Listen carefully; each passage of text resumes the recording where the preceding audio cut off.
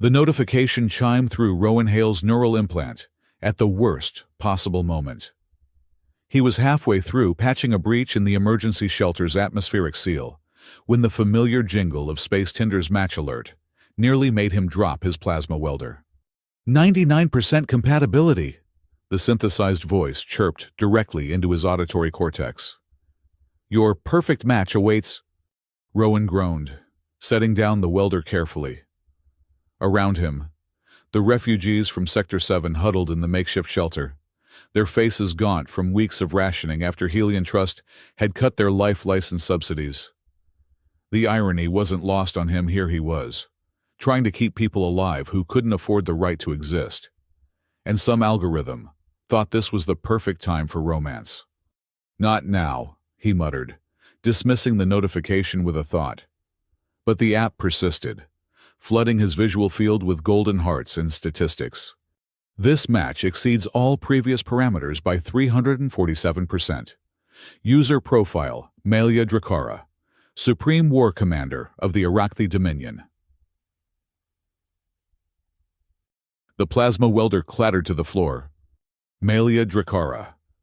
The name alone could freeze blood in veins across 3 star systems. The propaganda vids painted her as a 7-foot-tall harbinger of destruction, the brood tyrant who commanded fleets that had never known defeat. And Space Tinder thought she was his soulmate. Boss, you all right, Kira, one of the volunteer medics, peered at him with concern. You look like you've seen a ghost. Worse, Rowan said, picking up the welder with trembling hands. I just got matched with a war goddess. Before Kira could respond, the shelter's emergency broadcasts lit up with breaking news. The holo projectors flickered to life, displaying the chrome and crystal skyline of Calum Station, the so-called crown jewel of justice, where the Galactic Council held court. This is Maya Kincaid reporting live from Calum Station. The journalist's voice was tight with barely controlled emotion. Helian Trust has just announced the implementation of their controversial dignity reform package. Effective immediately, all reproductive rights will be tied to the new lineage license system. Those unable to secure corporate sponsorship for their offspring will face. The broadcast cut to static, then switched to a Helian Trust promotional vid. Cassandra Primus, the company's CEO, smiled with the practiced warmth of a predator. Her silver hair was pulled back in a severe bun, and her augmented eyes glowed with corporate blue. Fellow citizens, she purred, the dignity reform isn't about control, it's about optimization. By treating reproductive capacity as a leverageable asset, we can ensure that every child born has the resources they need to thrive. Think of it as an investment in humanity's future. The shelter erupted. Parents clutched their children tighter. A young couple in the corner, their wedding bands still shiny despite the grime of poverty, stared at each other with dawning horror. They can't do this, someone shouted. They already have, another voice responded bitterly. Check your implants. The update's already been pushed through. Rowan's hands clenched into fists. He'd left the Terran Knights precisely because of situations like this where power crushed dignity under the weight of bureaucracy and credits. But what could one retired soldier do against a corporation that owned half the galaxy's infrastructure? His implant chimed again. This time, it wasn't Space Tinder.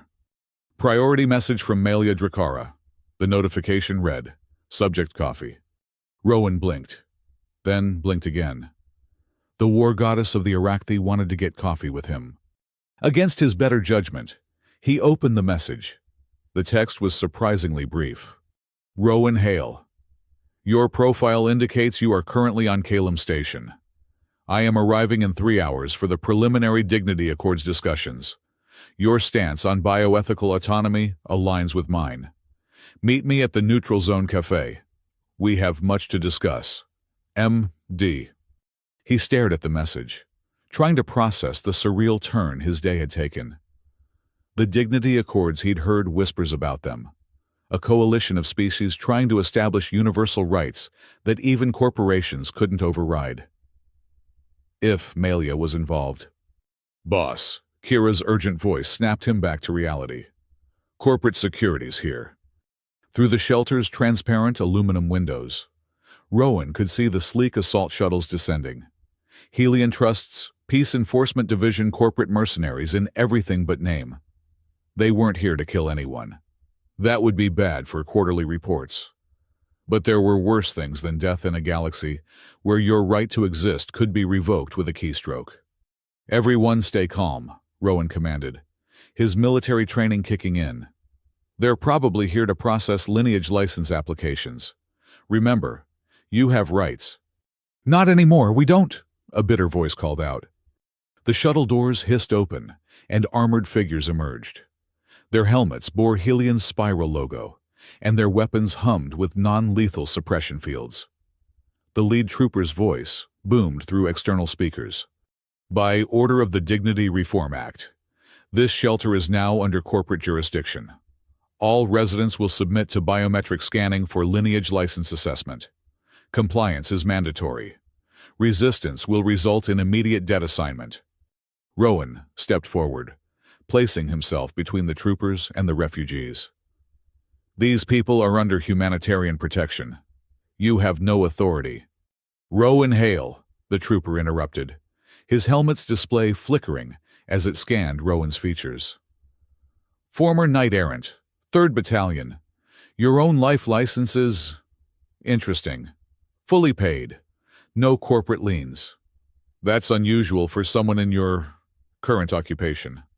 I prefer to own myself, Rowan said dryly. Call me old-fashioned. Old-fashioned is right. Step aside, veteran. This doesn't concern you. Like hell it doesn't. The tension in the shelter ratcheted up another notch. Rowan could feel the refugees behind him scared, angry, but looking to him for some kind of miracle. He didn't have one. All he had was stubbornness and a rapidly forming plan that was probably going to get him arrested.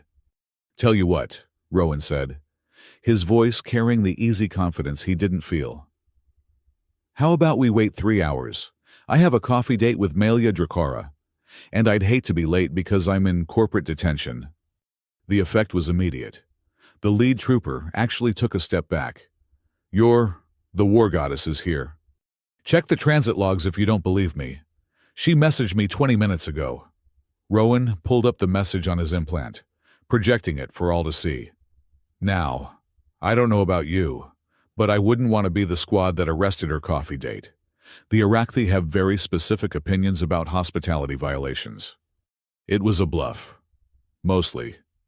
Rowan had no idea what Iraqi cultural protocols were regarding coffee dates. But he'd learned long ago that confidence could be more effective than any weapon. The troopers huddled, their helmet comms crackling with encrypted chatter. Finally, the lead trooper spoke. You have 3 hours. Hail. When the war goddess leaves, we process this shelter. No exceptions. They filed out, leaving behind a shelter full of people who stared at Rowan like he'd just parted the seas. Did you really just name-drop an alien warlord to buy us time? Kira asked, incredulous. Apparently. I did. Rowan ran a hand through his disheveled hair. And now I actually have to show up for this coffee date. The next 2 hours passed in a blur. Rowan distributed what supplies he could, helped Kira treat the worst of the medical cases, and tried not to think about the fact that he was about to meet someone who could destroy planets with a gesture.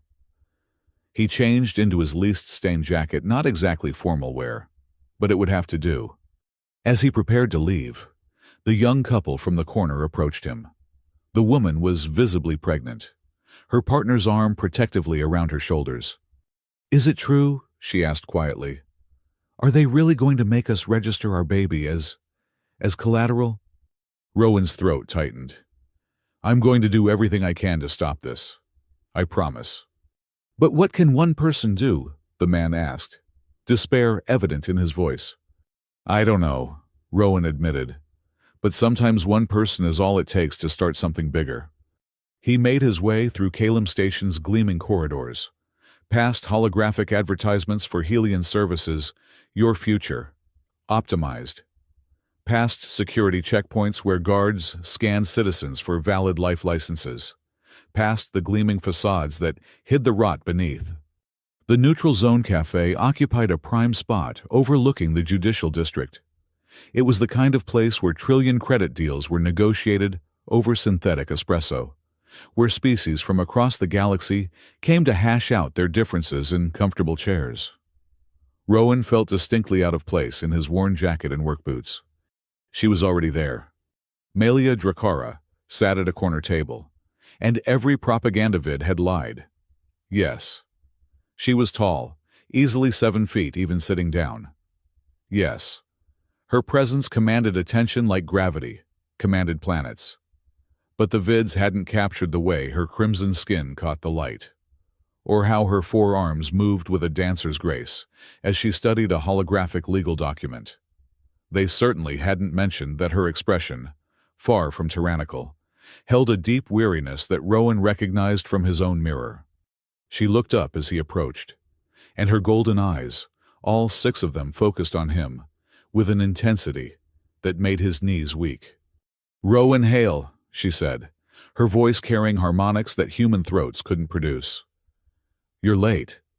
"I was busy pretending you were my girlfriend to avoid a corporate raid," Rowan said. Then immediately wanted to crawl under the table. Of all the things to lead with. But Melia surprised him. Her mandibles clicked in what he realized was amusement. "An interesting strategy. Did it work?" "Bought 3 hours." He sat down carefully, acutely aware that she could probably bench press him with her lower arms while signing treaties with her upper ones. "Though I'm not sure what happens when those 3 hours are up." "That depends," Melia said, dismissing the hologram with a gesture, "on whether you're willing to make our fictional relationship slightly more legally binding." Rowan's brain short-circuited. "I'm sorry, what?" She leaned forward, and he caught a scent like ozone and cinnamon. "Mr. Hale, may I call you Rowan? I did not come to Calum Station for coffee, though I appreciate the gesture. I came because Helian Trust's dignity reform represents an existential threat not just to humanity, but to every species that values autonomy over efficiency." "Okay," Rowan said slowly. "But what does that have to do with—" "Space Tinder matched us with 99% compatibility," she continued. "Do you know how the algorithm works? I assumed it was based on personality profiles and—" "It analyzes genetic compatibility. Yes. But also psychological patterns, ethical alignments, and most importantly, potential offspring viability across species lines." Her golden eyes gleamed. "The Iraqi have been studying it since it launched. We believe it's not entirely corporate in origin." Rowan frowned. "What do you mean?" "Later. First, let me explain why I messaged you." She pulled up a new hologram, dense legal text in multiple languages. "The dignity accords are stalled. The corporate bloc has enough votes to kill them in committee, unless we can demonstrate that their biocommerce policies pose a clear and present danger to interspecies cooperation." "And you think I can help with that?" "I think," Melia said carefully, "that a former Terran knight who now runs illegal humanitarian shelters, who has no corporate liens on his identity, and who just faced down Helian security with nothing but audacity and my name, might be exactly what this movement needs." "I'm flattered, but—" "And," she continued, "if we were to invoke the Iraqi right of crisis bonding, a legal framework for temporary alliance through biological commitment, it would create a jurisdictional nightmare for Helian that could buy us the time we need." Rowan stared at her. "Are you proposing to me?" "I'm proposing a business arrangement with biological components." She paused. "Though I admit, the 99% compatibility is intriguing." Before Rowan could respond, explosions rocked the station. Through the cafe's panoramic windows, he could see smoke rising from the direction of the refugee sectors. His blood ran cold. "No," he breathed, already rising from his chair. Melia stood with him, her combat instincts clearly activated. What is it? The 3 hours aren't up yet. They promised. He was already moving. Melia, keeping pace despite her greater size. They burst out of the cafe to find chaos. Citizens ran screaming through the corridors. Security alarms blared. And on every screen, Cassandra, Primus's face appeared. "Citizens of Calum Station," she announced. "It has come to our attention that terrorist elements are using the refugee sectors to coordinate attacks against the dignity reform. For your safety, these sectors are now under full corporate lockdown." "Terrorist elements," Rowan snarled. "Their families, children." They rounded a corner to find a full riot in progress.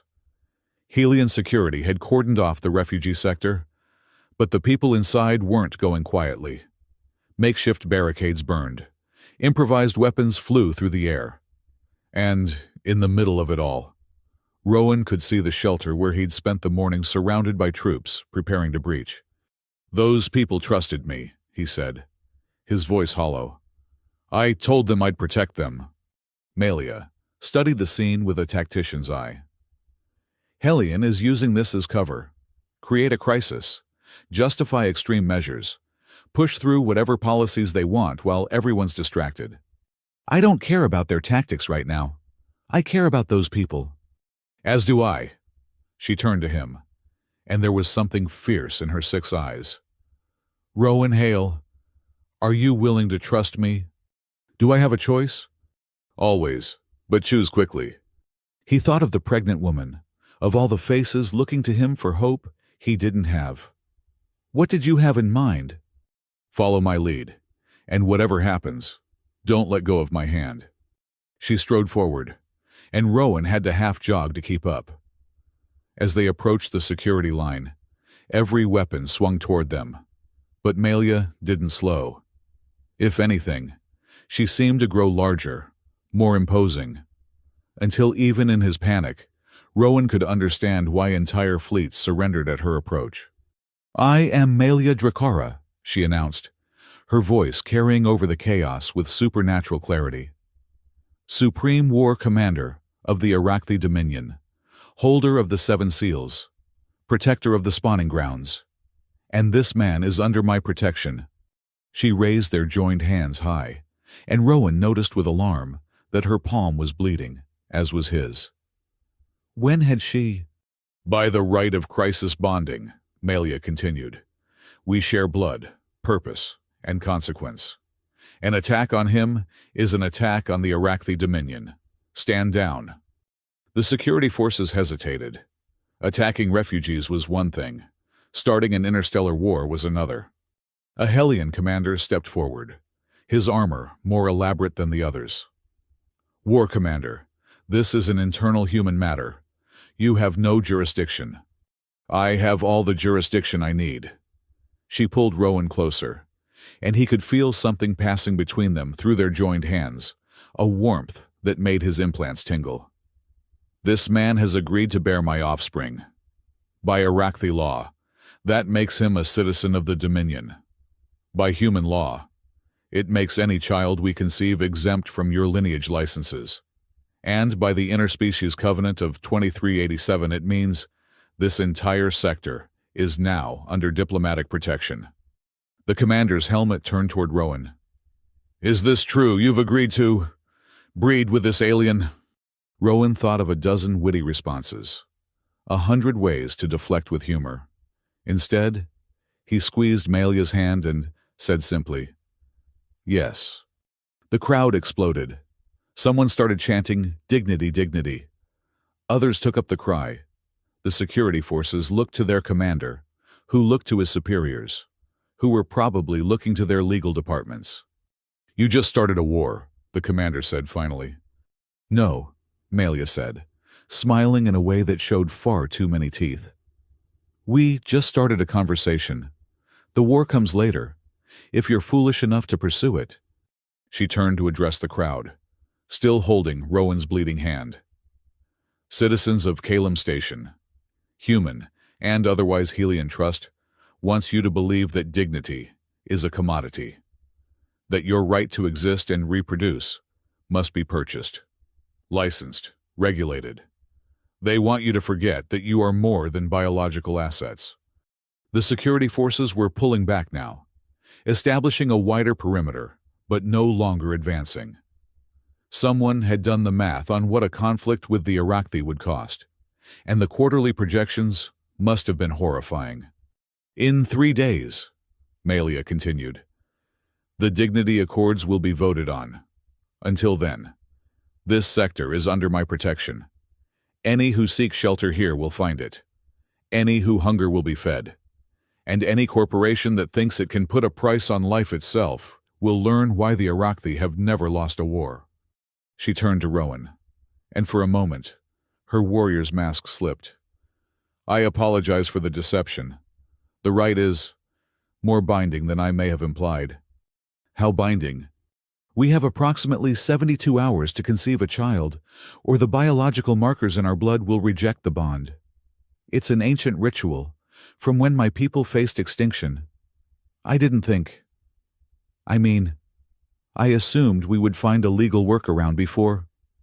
Rowan looked at their joined hands, at the crowd chanting for dignity, at the corporate forces arrayed against them.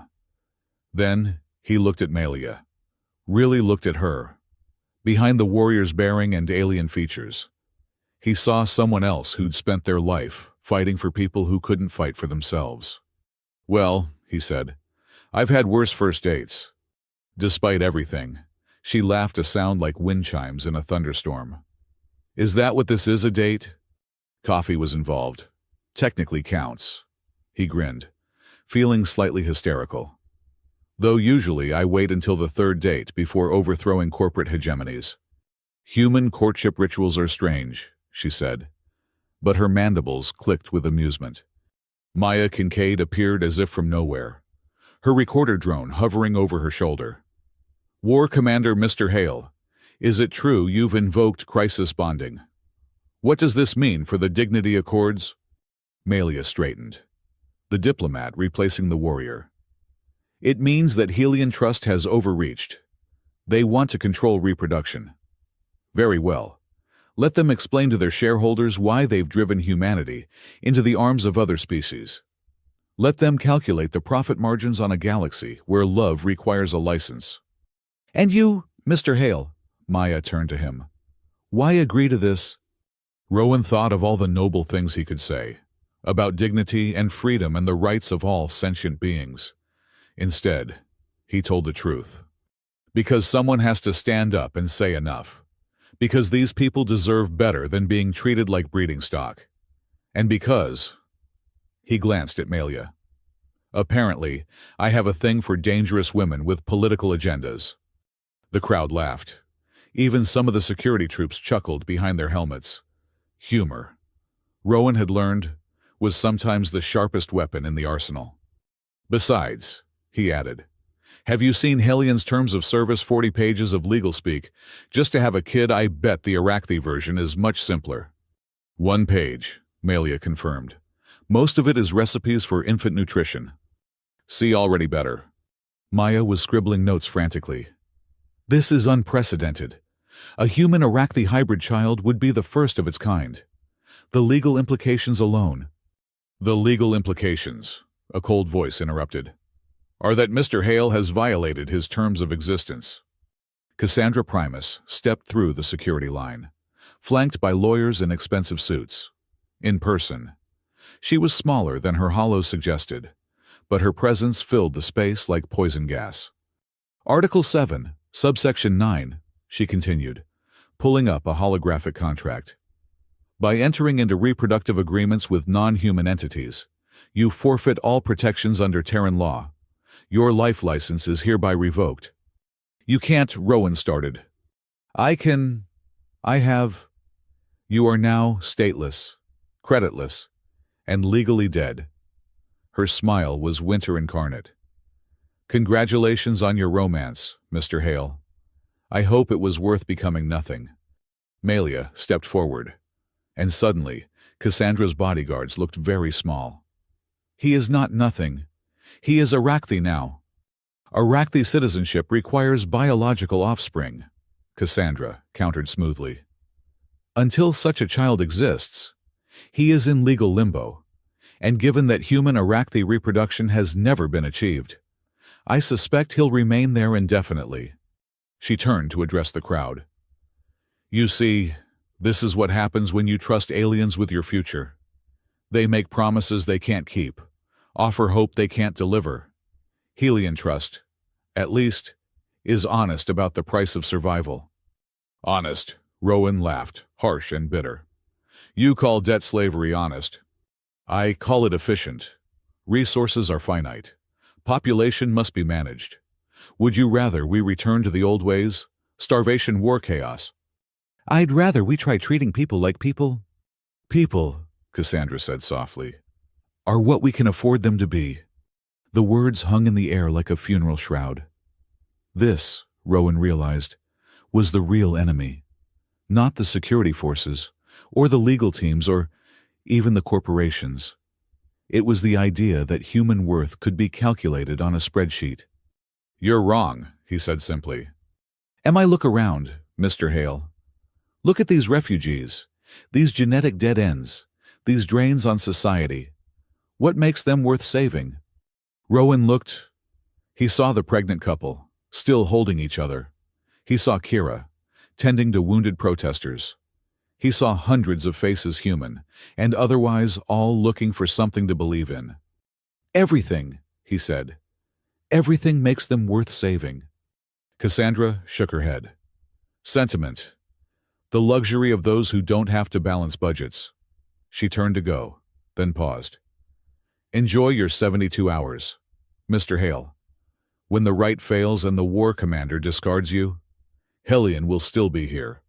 We're very good at collecting broken things. She swept away, her entourage following like a funeral procession. The crowd was silent now, the celebration muted by the reality of what they faced. Melia's hand tightened on Rowan's. She's right about one thing, the war commander said quietly. The right is difficult. No human has ever successfully... Hey, Rowan interrupted. We've got 72 hours to figure it out. I've done more with less time and worse odds. This isn't a military operation. Rowan, this is biology, chemistry. Some things can't be forced. He turned to face her fully, this alien warrior who'd just upended his entire life. Maybe not. But I know one thing, I'm not giving Cassandra Primus the satisfaction of being right. So, we're going to make this work. Somehow. Melia studied him with those 6 golden eyes. You're either very brave or very stupid. Probably both. It's a human thing. Yes, she said softly. I'm beginning to see that. Around them, the refugee sector was transforming. Word of the diplomatic protection had spread, and people were flooding in. Families carrying everything they owned. Young couples fleeing the lineage license requirements. Even some off-worlders, caught in Helian's ever-expanding web. We need to organize, Melia said, shifting into command mode. Medical stations, food distribution, security rounds, and we need legal teams working on the accords. 3 days isn't long. And the other thing, Rowan asked. The 72-hour deadline. She actually blushed or did whatever Iraqi did that turned their crimson skin darker. We'll address that when we must. For now, we have a revolution to manage. Right. Revolution first. Impossible biological compatibility later. Just another Tuesday. As they moved through the crowd, organizing and directing, Rowan caught glimpses of Cassandra Primus on the screens. She was giving interviews, spinning the story, turning their act of defiance into proof that the dignity reform was necessary. Gay genetic terrorism, she was saying. The war commander speaks of dignity while contaminating our gene pool. Is this the future you want for your children? Hybrid monstrosities, alien influence in our very DNA? But for every screen showing Cassandra, 2 more showed Maya Kincaid's guerrilla broadcasts. She was interviewing refugees, documenting their stories, putting faces to the statistics Helian wanted to hide. This is Amara Okoye, Maya was saying, standing next to a woman with twins in her arms. She's a teacher, or was, until her school was shut down for failing to meet productivity metrics. Tell us about the lineage license, Amara. They wanted me to sign my children over as collateral, the woman said, her voice steady despite the tears on her cheeks. If I couldn't pay the monthly fees, they'd be relocated to optimization centers. They wouldn't tell me what those were. The interview continued, but Rowan had to look away. This was what they were fighting, not just corporate overreach, but the systematic destruction of everything that made life worth living. "Rowan!" Melia called. She was standing by a makeshift medical station where Kira was treating injured protesters. "We have a problem." He jogged over, already dreading what new crisis had emerged. But Melia wasn't looking at the injured. She was looking at a small device in her palm, something like a crystalline smartphone. "What is it?" "Communication from the Iraqi High Council." Her expression was grim. "They're ordering me to abandon this action. They say it's improper for a war commander to involve herself in local political disputes. But the dignity accords affect everyone, not just humans." "Yes, which is why I'm going to ignore their orders." She crushed the device in her grip, fragments scattering like stars. "Another bridge burned. I'm collecting quite a few of those today. Join the club. We have jackets. Well, jacket. Singular. It's mine and it has a hole in it, but you're welcome to borrow it." She smiled, or did the Iraqi equivalent, which involved a lot of mandible movement. "Your humor is unexpected. Coping mechanism. I joke when I'm terrified." "And are you terrified now?" Rowan considered the question. Corporate armies at the gates. Alien biology he didn't understand. The fate of human dignity hanging by a thread. His entire legal existence erased with a keystroke. "Absolutely," he said. "But I'm still here." "Yes," Melia said, with something like wonder. "You are." A commotion near the barricades drew their attention. The pregnant woman from the shelter was in distress, her partner supporting her as she clutched her belly. "The stress," Kira explained as they rushed over. "She's going into early labor. We need to get her to a medical facility, but Helian's locked down all the hospitals to license holders only." "What about your medical stations?" Rowan asked. "I can deliver a baby if I have to, but if there are complications..." Kira shook her head. "She needs real equipment, real doctors." Melia stepped forward. "The Iraqi delegation has a medical suite in the diplomatic quarter. Full facilities. No corporate restrictions. They'll let us use it." "They will if I'm asking." Her tone suggested that disagreement would be unwise. As they prepared to move the woman, Rowan caught her partner's arm. "What's your name?" Thomas Chen. "This is my wife, Lynn." "Your baby's going to be okay, Thomas. We'll make sure of it." "Why?" Thomas asked, desperation clear in his voice. "Why do you care? We're nobody.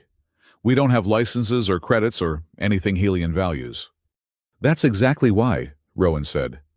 The journey to the diplomatic quarter was tense. They had to pass through multiple checkpoints, each one a potential flashpoint. But Melia's presence was like a force field security guards who would have stopped human refugees stepped aside for the war commander. The Iraqi medical suite was like something from a fever dream, organic curves and bioluminescent displays. Technology that seemed grown rather than built.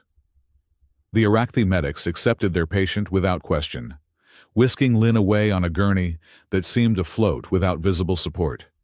"Your people just helped," Rowan said, watching through an observation window as the medics worked. "No questions about payment or licenses or anything." "Of course. Life is... how do you humans say it? Sacred, yes. Life is sacred. To monetize it is obscene." "Tell that to Helian." "I intend to, repeatedly. At volume." They waited in silence for a while. Watching the alien doctors work with technology, Rowan couldn't begin to understand. Finally, he had to ask. "The crisis bonding thing. How does it actually work?" Melia sighed a sound like wind through crystal. It's an ancient ritual from our darkest period. When the Iraqi faced extinction from a genetic plague, we developed aggressive breeding protocols. The right forces biological compatibility through shared genetic markers in the blood. But it requires genuine connection, chemistry, as you would say. And if we don't have that? Then, in approximately 68 hours, our immune systems will recognize the foreign markers and react badly. How badly? Think of your worst allergic reaction and multiply it by a factor of 10. Ah, so death. Most likely, Rowan laughed. Because what else could he do? And you didn't mention this before because... Would it have changed your decision? He thought about it. The security forces advancing on the shelter. The desperation in Thomas's eyes. Cassandra's cold calculation of human worth. No, he admitted. It wouldn't have. Then why dwell on unpleasant possibilities? Spoken like a true warrior.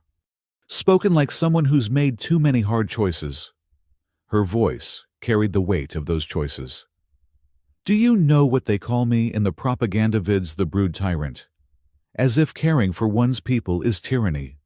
Why do you care? No offense, but humans aren't your people. Aren't they? She gestured to the medical suite, where Iraqi and human technology merged to save a human life.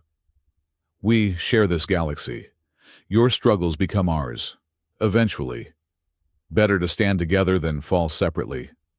That's not what the High Council thinks, apparently. The High Council fears contamination. They see what Helian is doing and worry it will spread. Better to isolate, they think. Let humanity sort its own problems. She made a dismissive gesture with her lower arms. Cowardice dressed as wisdom. And you? I see strength in connection. In unexpected compatibility. She glanced at him, then away. Space Tinder may have been onto something. Before Rowan could respond, the medical suite doors opened. An Iraqi doctor emerged at least. Rowan assumed it was a doctor, based on the medical symbols adorning its forearms. The birth was successful. It announced in accented but clear English. Mother and child are healthy. A girl. 6 pounds 3 ounces in your measurement system. Thomas nearly collapsed with relief. Can I see them? Of course, family bonds are to be honored. As Thomas rushed inside, Rowan felt something shift in his chest. A simple statement, family bonds are to be honored, but it carried more weight than all of Helian's contracts.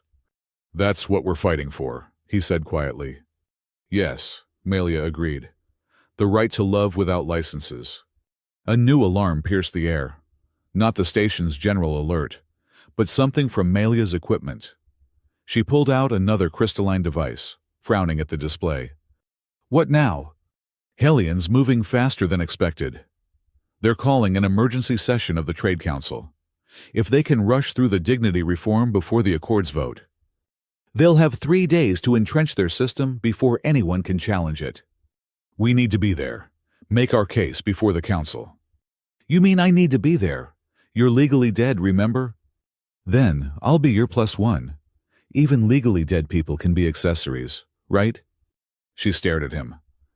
You want to walk into the Trade Council, the heart of corporate power, as my date. Well, when you put it like that, it sounds like a terrible idea. It is a terrible idea. So we're doing it. Obviously. She was already moving, her warrior's instincts engaged. But first, we need to make you presentable. You can't address the Trade Council in a jacket with holes in it. I don't know. Might make a statement. Look how little I care about your corporate aesthetic. The statement it makes is, I couldn't be bothered to prepare. Trust me, appearance matters in these things. Wars have been lost for worse reasons. As they prepared to leave, Thomas emerged from the medical suite, tears streaming down his face. She's perfect. Our daughter. She's perfect. Does she have a name? Rowan asked. Hope, Thomas said. We're calling her Hope. Of course they were. In a world gone mad with metrics and licenses and corporate ownership of human dignity, What else could you name a child born free? Congratulations, Melia said formally. May she grow strong and wise.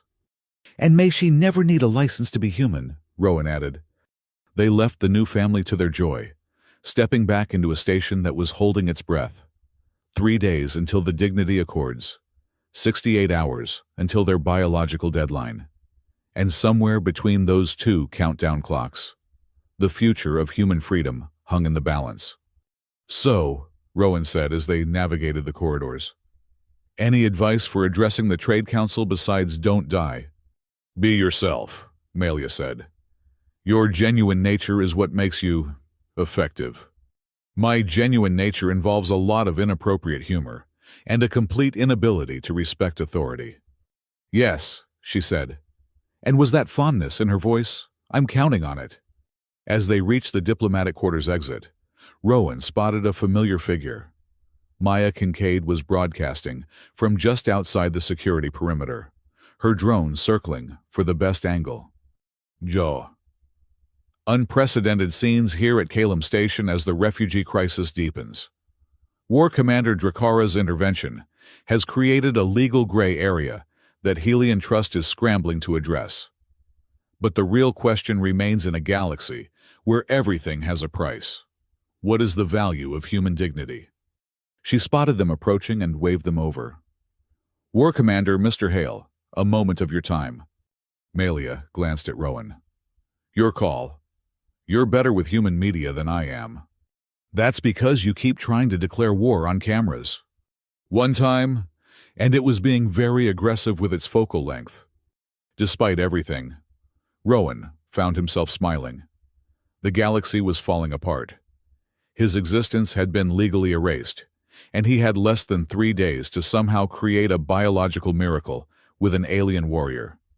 But somehow, in this moment, with Melia making jokes about camera equipment, things didn't seem quite so hopeless. Sure, he told Maya. Let's tell the galaxy a love story. The reporter's eyes lit up. Is that what this is? A love story? Rowan took Melia's hand, the one that had bled with his just hours ago. It's a story about dignity, about the right to choose who we love and how we live. If that's not a love story, I don't know what is. Maya's drone circled them, capturing the image, a human and an Iraqi.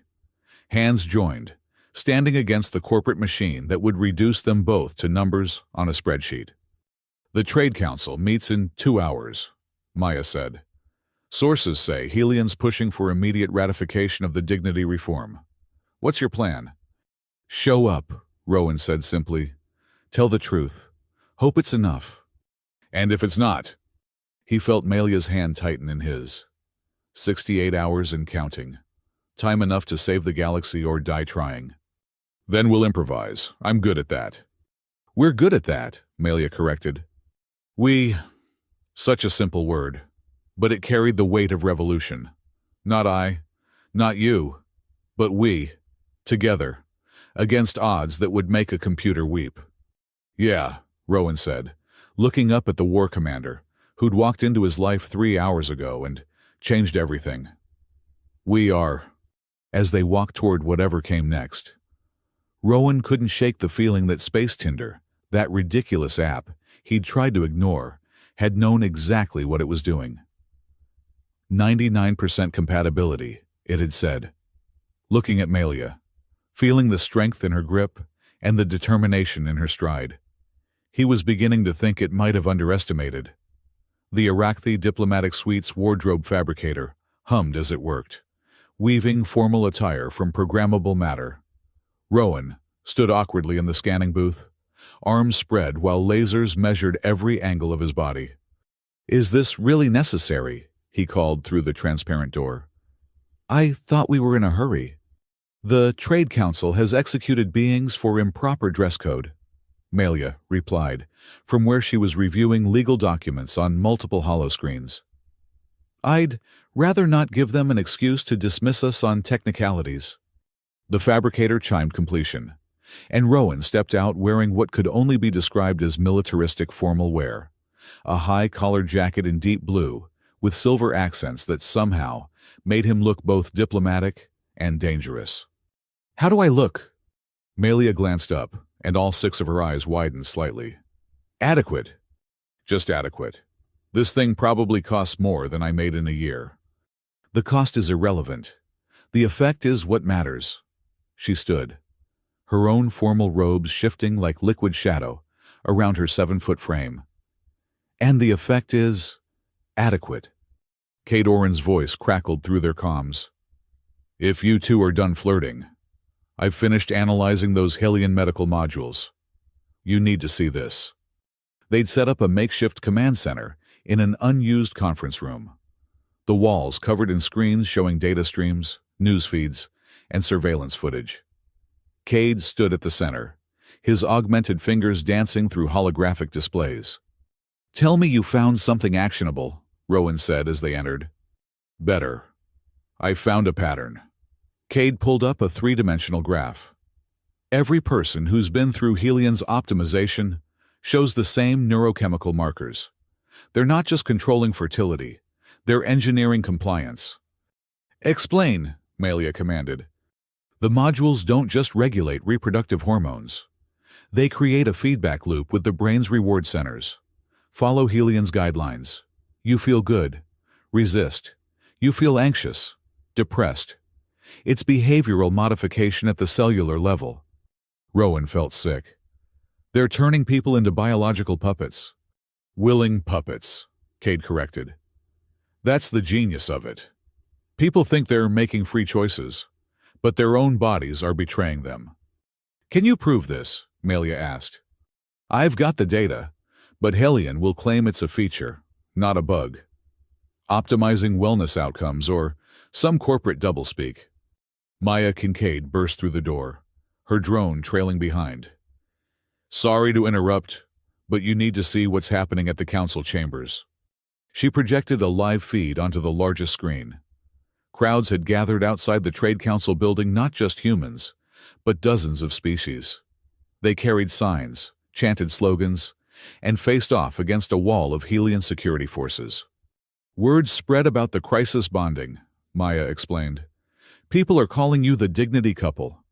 They want to see if love really can beat corporate law." "No pressure," Rowan muttered.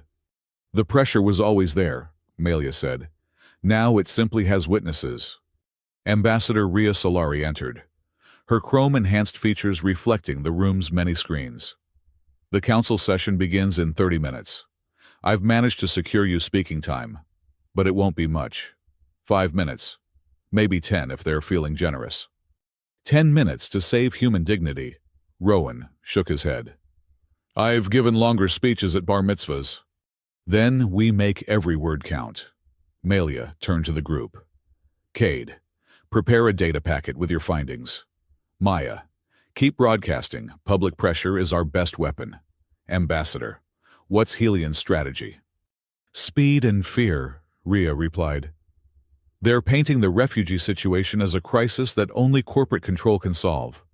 Cassandra Primus has been meeting with council members all day, making promises, calling in favors.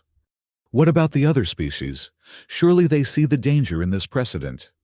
"Some do. The Yanari delegation is sympathetic. They have their own history with corporate exploitation.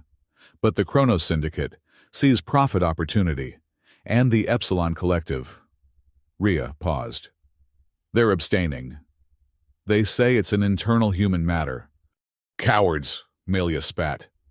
"Pragmatists," Rhea corrected. "They're waiting to see which way the wind blows." Rowan walked to the window, looking out at the gathering crowds. Somewhere among them were Thomas and Lynn and baby Hope, all the refugees who'd trusted him to protect them. In 64 hours, his blood would either accept Melia's genetic markers or reject them violently. But that seemed almost trivial compared to what would happen if Helian won today.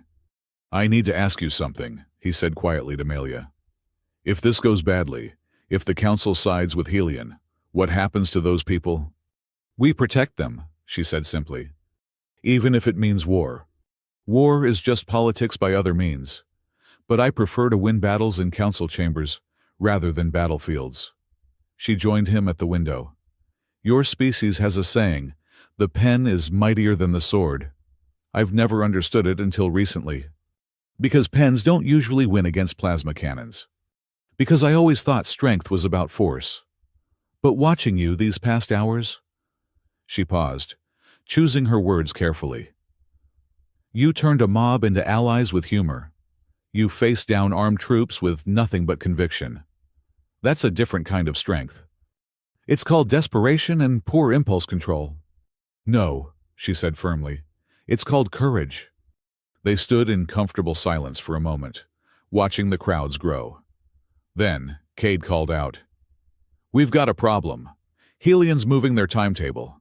They're starting the council session early. Of course they are. Rowan turned from the window. How long do we have? 10 minutes to get there, if we run. Then we run. Melia was already moving.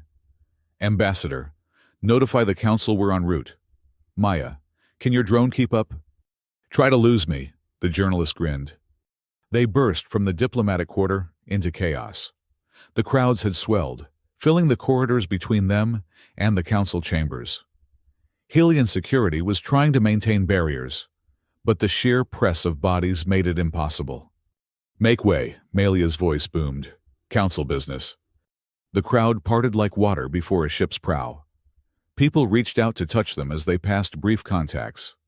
Desperate hope made physical. Someone pressed a small toy into Rowan's hand, a child's stuffed animal, worn from love. For luck, a voice called. From the children in Sector 9. Rowan clutched the toy, feeling the weight of representation settle on his shoulders. These people weren't just watching, they were counting on them.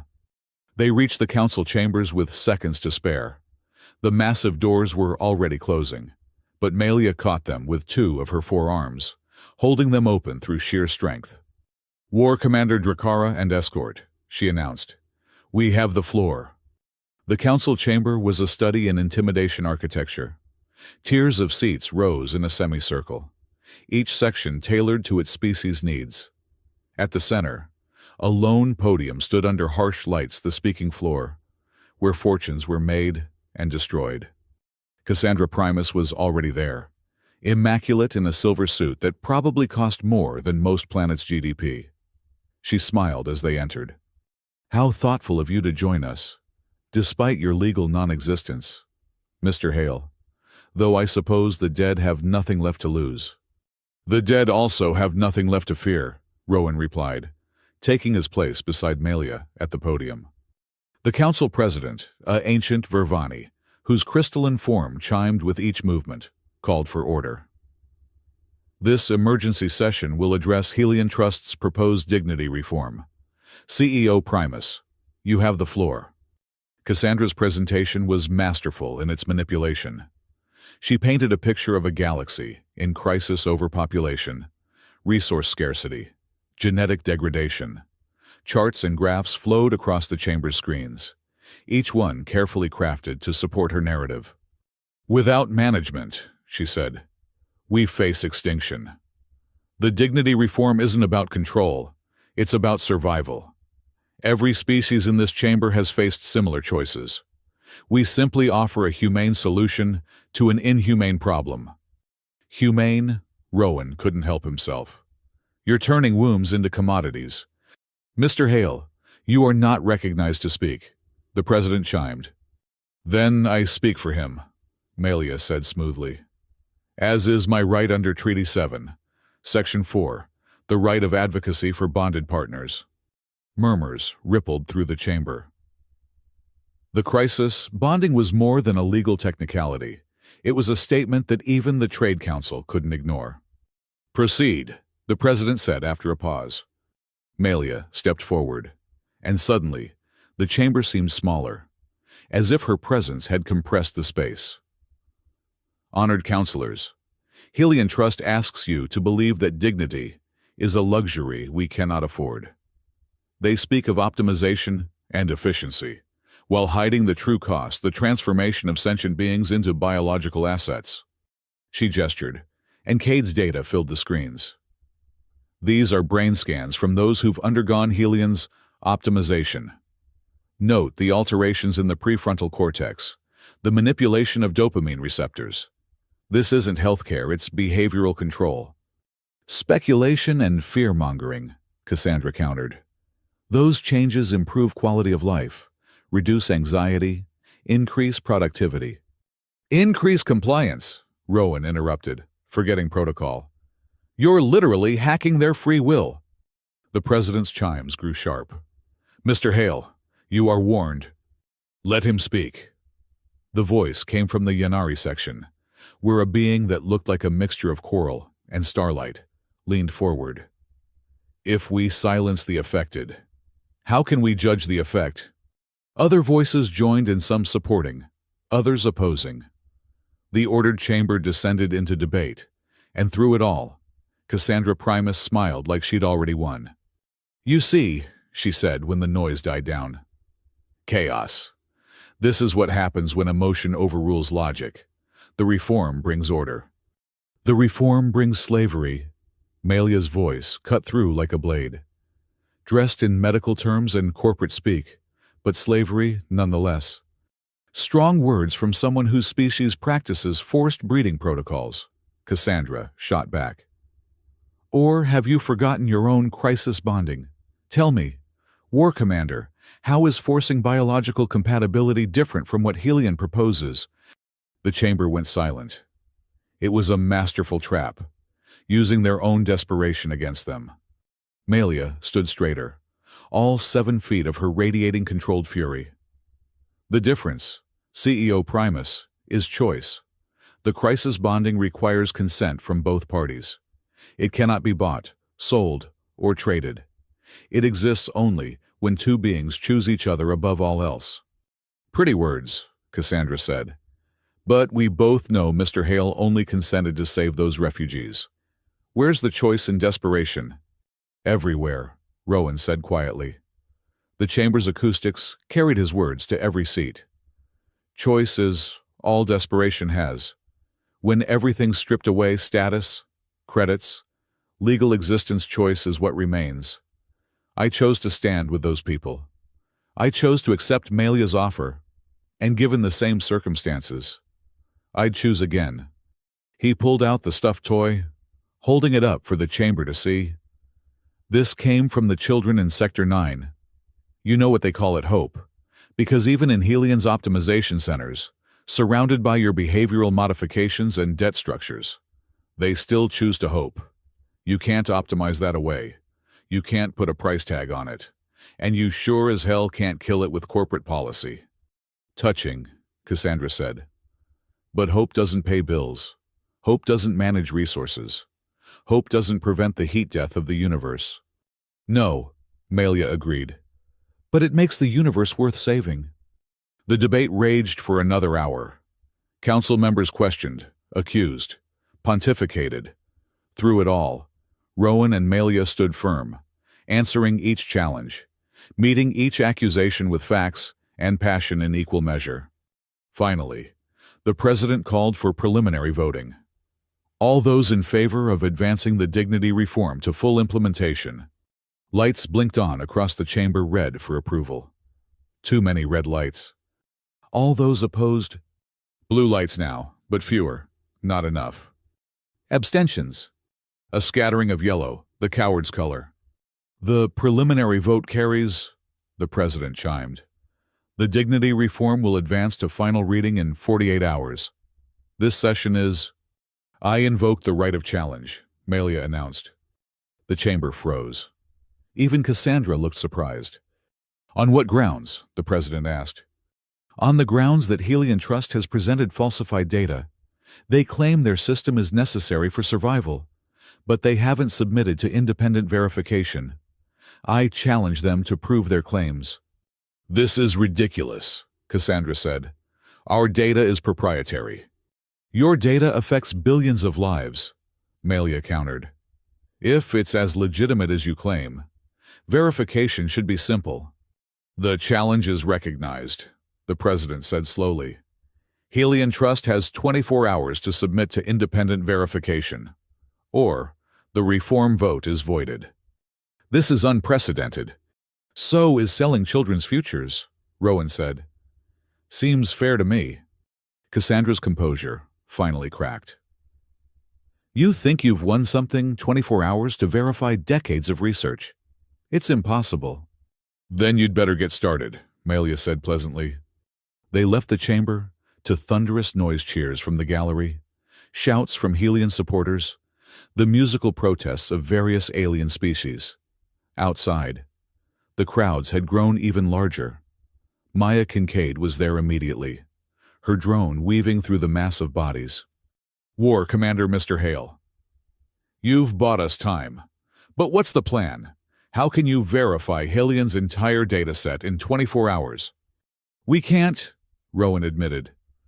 But we don't have to. We just need to prove they're lying about one thing. Once the Council sees that, the whole house of cards falls down, Maya finished. Brilliant. But Helian won't make it easy. Nothing about this has been easy, Melia said. Why start now? Back at their makeshift command center, the team worked with desperate efficiency. Cade dove into whatever data Helian was legally required to disclose, looking for inconsistencies. Rhea worked her diplomatic channels, trying to flip abstaining votes. Maya kept the public pressure on, broadcasting stories from those affected by Helian's policies. And through it all, Rowan felt the clock ticking. Not just the 24 hours until verification, or the 48 until the final vote, but the 60 hours remaining on their crisis bond. He could feel it now, a warmth in his blood that wasn't quite natural. Melia's genetic markers trying to find harmony with his own. You're worried, Melia said during a brief break. She'd found him on a balcony, staring out at the stars. Aren't you? We're fighting a corporation that owns half the galaxy with rhetoric and hope. And winning. Are we? He turned to her. That preliminary vote was closer than Helian expected. Every minute we delay them, more beings wake up to what's at stake. She moved closer, and he caught that scent again, ozone and cinnamon, alien yet oddly comforting. But that's not what truly worries you. The bond, he admitted. I can feel it. Like my blood is learning a new language. Does it hurt? No. That's what scares me. It feels... He struggled for words. Right. Natural. Like my body's been waiting for this. The right doesn't force compatibility, Melia said softly. It reveals it. Perhaps Space Tinder knew more than we credited. A dating app playing genetic matchmaker for the revolution. Stranger things have happened. We're living proof. They stood in comfortable silence. Two unlikely allies, bound by blood and purpose. Then, Cade's voice crackled over comms. I found something. You need to see this now. They rushed back to find Cade projecting a complex molecular diagram. Remember how I said Helian's modules create behavioral feedback loops? I was wrong. They don't create them. They hijack existing ones. Explain, Melia demanded. Every species has natural bonding mechanisms, hormones, that promote attachment, cooperation, love. Helian's tech doesn't replace these. It redirects them. Instead of bonding with people, subjects bond with the corporate structure. It's not just behavioral control, it's emotional slavery. Can you prove it? Better. I can demonstrate it. He pulled up another screen. 3 years ago, Helian ran a pilot program on Thessia colony. Look at the divorce rates. The graph was damning. Divorce rates had skyrocketed. But more telling was what replaced those bonds: increased corporate loyalty scores, voluntary overtime, acceptance of increasingly restrictive policies. They didn't just break families, Rowan said, horrified. They replaced them. With Helian as the ultimate parent, Cade confirmed. Loving, providing, controlling. This is it, Rhea said excitedly. This is what we need. If we can show the Council that Helian isn't preserving society but destroying it, they'll claim it's an acceptable trade-off. Cassandra's voice came from the doorway. She stood there with a small security detail, looking perfectly composed despite the late hour. Social structures evolve. We're simply guiding that evolution. You're destroying the foundation of every civilization, Melia growled. Family, community, love. Inefficient constructs, Cassandra interrupted. Love is chemical. Community is proximity. Family is shared genetic material. We offer something better: purpose, direction, optimization. You offer slavery with good branding, Rowan said. I offer survival. Her augmented eyes focused on him with unsettling intensity. You have 43 hours left on your crisis bond. Mr. Hale, when it fails, and it will fail, what will you have accomplished? A delay, a symbolic gesture. Your death won't stop progress. Maybe not, Rowan agreed, but my life might inspire others to resist. Martyrdom. How quaint. She turned to leave, then paused. I came to offer you a deal. Submit to optimization, both of you, and I'll exempt the Sector 7 refugees from the initial rollout. Give them time to adjust to the new reality. No deal, Melia said immediately. I wasn't asking you, Cassandra said. I'm asking him, the human who started this all to save those specific people. Are principles worth more than lives, Mr. Hale? It was the cruelest cut, using his own compassion against him. Rowan thought of Thomas and Lynn, of baby Hope, of all the faces looking to him for salvation. Yes, he said quietly, because without principles, those lives mean nothing. We're not just fighting for their bodies, we're fighting for their right to be human. Humanity, Cassandra said with disdain. Such a limiting concept. It's the only concept that matters, Rowan replied. She left without another word, her security trailing behind. The room sat in silence for a moment, processing what had just happened. She's scared, Maya said finally. That visit, that offer, she knows we're close to something. Then let's get closer, Melia commanded. Cade, compile everything on Thessia colony. Rhea, wake up your contacts. I don't care what time it is, where they are. Maya. Already broadcasting, the journalist said, her drone hovering. The galaxy needs to know what Helian offered, and what you refused. As the team scattered to their tasks, Melia caught Rowan's arm. That was well done. The refusal. Was it I just condemned those refugees to Helian's system? You condemned them to fight for something better. There's a difference. Is there, when you're the one making the choice for them? Leadership is making impossible choices for others, Melia said. But you didn't choose for them. You chose for the future they deserve. Philosophy from a war commander. We're not all bloodthirsty monsters, despite the propaganda. She smiled. He was getting better at reading Iraqi expressions. Some of us read poetry between conquests. Poetry. Mostly war epics. But still, the Ballad of Zarathi's Last Stand, particularly, a warrior who chose death over dishonor, and inspired her people to victory through her sacrifice. Spoiler alert, I'd prefer to inspire people while alive. As would I. Which is why we need to solve our biological puzzle soon. She gestured between them. The bond is progressing, but without completion, it will fail. Rowan felt heat rise to his face. Right. That. Any thoughts on how we complete it? Traditional methods involve ritual combat, followed by vigorous... Okay, maybe let's put a pin in that for now, Rowan said quickly. Focus on the immediate crisis. Deal with the biological one later. Practical, if somewhat avoidant. It's the human way. The next hours blurred together. Data analysis, legal arguments, strategic planning. The Thessia colony information was damning, but Cassandra was right. Helian would spin it as necessary evolution. They needed something more, something that couldn't be rationalized away. It was Maya who found it, buried in financial reports that no one was supposed to cross-reference. Look at this, she said, projecting the data. Helian's board of directors. Notice anything interesting about their families? Rowan studied the information. Board members, their spouses, Their children all notably absent from any optimization programs. They're exempt. More than exempt. They're actively shielded.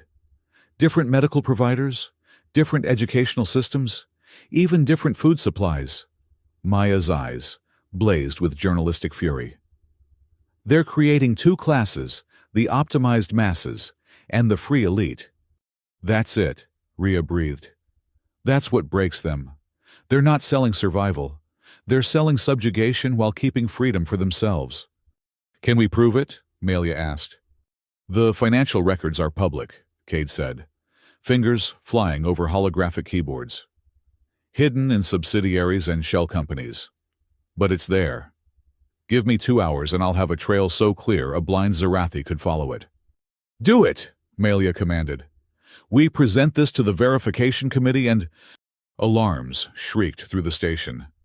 Not the ordinary civil alerts, but the deep, bone-shaking tones of military warning.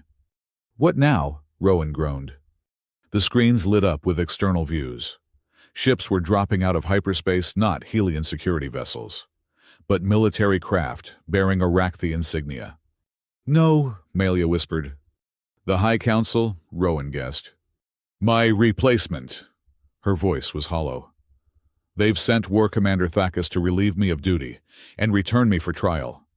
Trial for what? Dereliction of duty. Inappropriate use of the crisis bond. Contaminating Iraqi genetic purity.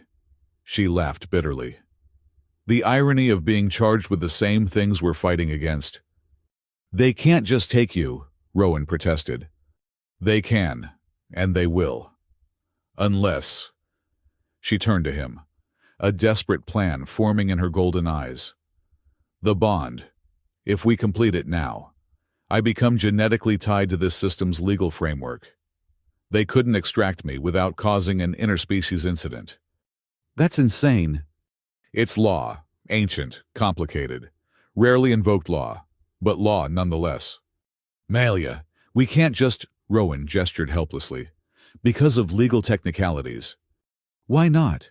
It's what Helian does, just in reverse. She gripped his shoulders with her upper arms. I'm not asking for forever. Rowan, I'm asking for long enough to finish what we started. The screens showed Iraqi dropships launching, heading for the station. They had minutes, maybe less. The ritual combat thing, Rowan said. Is that mandatory? It can be abbreviated. How abbreviated? Very. And the other part? Also abbreviatable. The bond just needs genetic confirmation of intent, not extensive demonstration. That's the least romantic proposition I've ever heard. Romance is a luxury we can't afford. But her eyes said something different, something that transcended species and spoke to the connection Space Tinder had somehow detected. Screw it, Rowan decided. Maya, how fast can you set up a broadcast? Already running, the journalist said, understanding immediately. The galaxy's watching. Good. Let them see this. He turned to Melia. War Commander Melia Drakara. In front of these witnesses and whoever's watching out there, I choose you.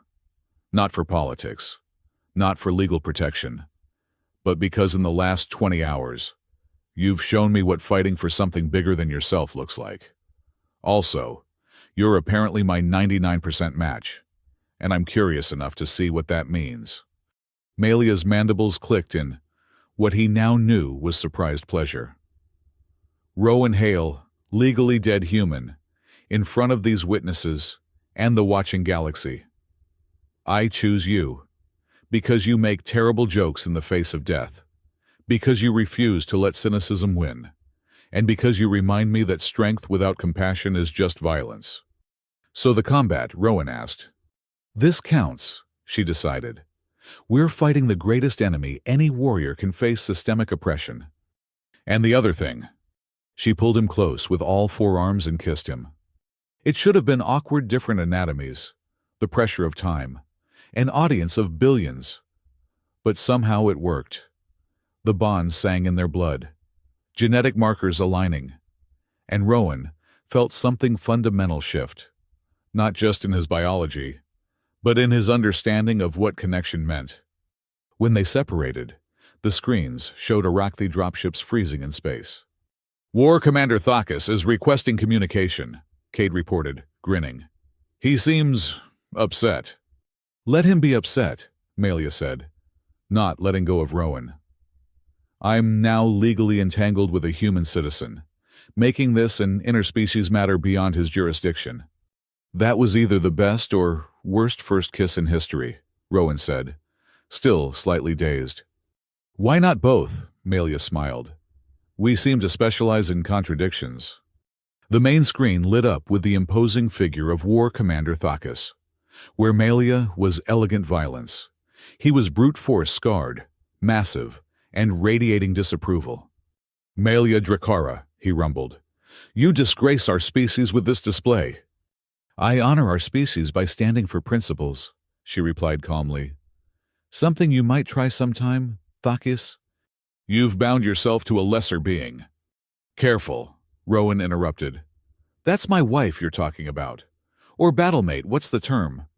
"Life bonded," Melia supplied. "And he's right. Thakis, insult him, and you insult me. Challenge me, and you challenge us both. Is that really a fight you want before the entire galaxy?" Thakis's scarred face twisted. "This isn't over." "No," Melia agreed. "It's just beginning." The connection cut. The Iraqi ships held position but made no further moves. For now, the immediate crisis had passed. "That was magnificent," Maya breathed. "The ratings alone, every being in 3 systems just watched you tell military power to stuff it through the power of love." "And legal technicalities," Rowan added. "Don't forget those." "Romance lives," Cade said dryly. "Now can we get back to destroying Helian? We have 18 hours until verification, and I've almost cracked their shell company network." "Right," Melia said, but she didn't let go of Rowan's hand. "The revolution continues." "With one difference," Rhea noted, studying readings on her pad. "The bond is stable. Completely, impossibly stable. Whatever compatibility Space Tinder detected, it's real." "Meaning?" Rowan asked. "Meaning, you two just proved that connection transcends corporate algorithms. That love, or whatever this is, can't be optimized, controlled, or commodified." "It's a data point." Cassandra Primus's voice came from the screens. She'd apparently been watching too. "Nothing more. One anomaly doesn't disprove the system." "No," Melia agreed. "But it does prove alternatives exist. And that's what terrifies you, isn't it? The possibility that beings might choose connection over control, community over optimization. Pretty words won't feed the hungry or house the homeless." "Neither will your licenses," Rowan shot back. "They just make poverty profitable." 16 hours, Cassandra said coldly. "Enjoy your victory while it lasts." The screen went dark. "She's planning something," Maya said. "That wasn't a retreat, it was a tactical withdrawal." "Let her plan," Melia said. "We have work to do." The next hours were a whirlwind of activity. Cade's financial forensics revealed a web of corruption that would make a crime syndicate blush. Board members living in unoptimized luxury while promoting subsistence for the masses. Children of executives receiving educations that emphasize creativity and critical thinking while public schools were reprogrammed for compliance. "It's not just hypocritical," Rhea said as they compiled the evidence. "It's deliberately dystopian. They know their system destroys human potential. That's why they exempt themselves." "The question is," Rowan said, "will the council care?" "They'll have to," Melia replied. "This isn't about human rights anymore, it's about fraud. They're selling one product while delivering another." "Speaking of delivering," Cade interrupted, "we have a problem. Helian's locked down their primary servers. They're moving all optimization data offline, making verification impossible." "They can't do that," Rhea protested. "The challenge requires—" "The challenge requires they submit data," Cade corrected. Doesn't specify it has to be accessible. They'll show up with physical storage that would take years to analyze. Bastards, Rowan muttered. Efficient bastards, Melia corrected. But they've made an error. What error? They assume we'll play by the rules. She turned to Cade. Those refugees in Sector 7, any of them tech specialists? Several. Why? Because while Helian's focused on protecting their servers, they've forgotten about the clients. Every optimization module phones home. Every one is a potential access point. You're suggesting we hack Helian through their victims? Rowan asked. I'm suggesting we let their victims reclaim their own data. Completely different thing. Legally speaking, it's, Rhea started. Revolutionary, Maya finished. Already broadcasting. Citizens of the galaxy. If you've been optimized by Helian, you have the right to your own biological data. The War Commander calls on you to exercise that right. Access your modules. Download your data. Share what they've done to you. The response was immediate. Across the station, across the system, beings began accessing their optimization modules, not to attack Helian, but to reclaim what was theirs. And what they found was damning. Hidden subroutines that decreased fertility in undesirable populations. Behavioral modifications that made workers accept longer hours for less pay. Chemical dependencies that could only be satisfied by Helian-produced supplements. My God, Rowan breathed as the data flooded in. It's not just control, it's eugenics. Profitable eugenics, Melia corrected grimly. They're breeding a galaxy of perfect consumers. The verification committee couldn't ignore the avalanche of evidence. Called into emergency session, they faced not just data, but testimony, thousands of beings sharing their stories, showing their scars, demanding justice. Cassandra tried to spin it, claimed the data was corrupted, the testimonies coerced. But for every argument she made, 100 voices rose to counter it. The verification is complete, the committee announced. Helian Trust's data is found to be fundamentally fraudulent. The dignity reform is hereby suspended, pending full investigation. The crowds erupted. In the command center, the team celebrated. But Rowan noticed Melia standing apart, watching the screens with a warrior's wariness. It's not over, he said, joining her. No, Cassandra doesn't accept defeat. She'll have a contingency. As if summoned by her words, the screens flashed red. A new announcement, this time from Helian's board of directors. Due to the unlawful attack on our proprietary systems, the spokesman said, Helian Trust is forced to activate emergency protocols. All optimization modules will enter protective mode until the security breach is resolved. We apologize for any inconvenience. Protective mode. Cade's fingers flew over his interfaces. No, they're not. They wouldn't. What Rowan demanded.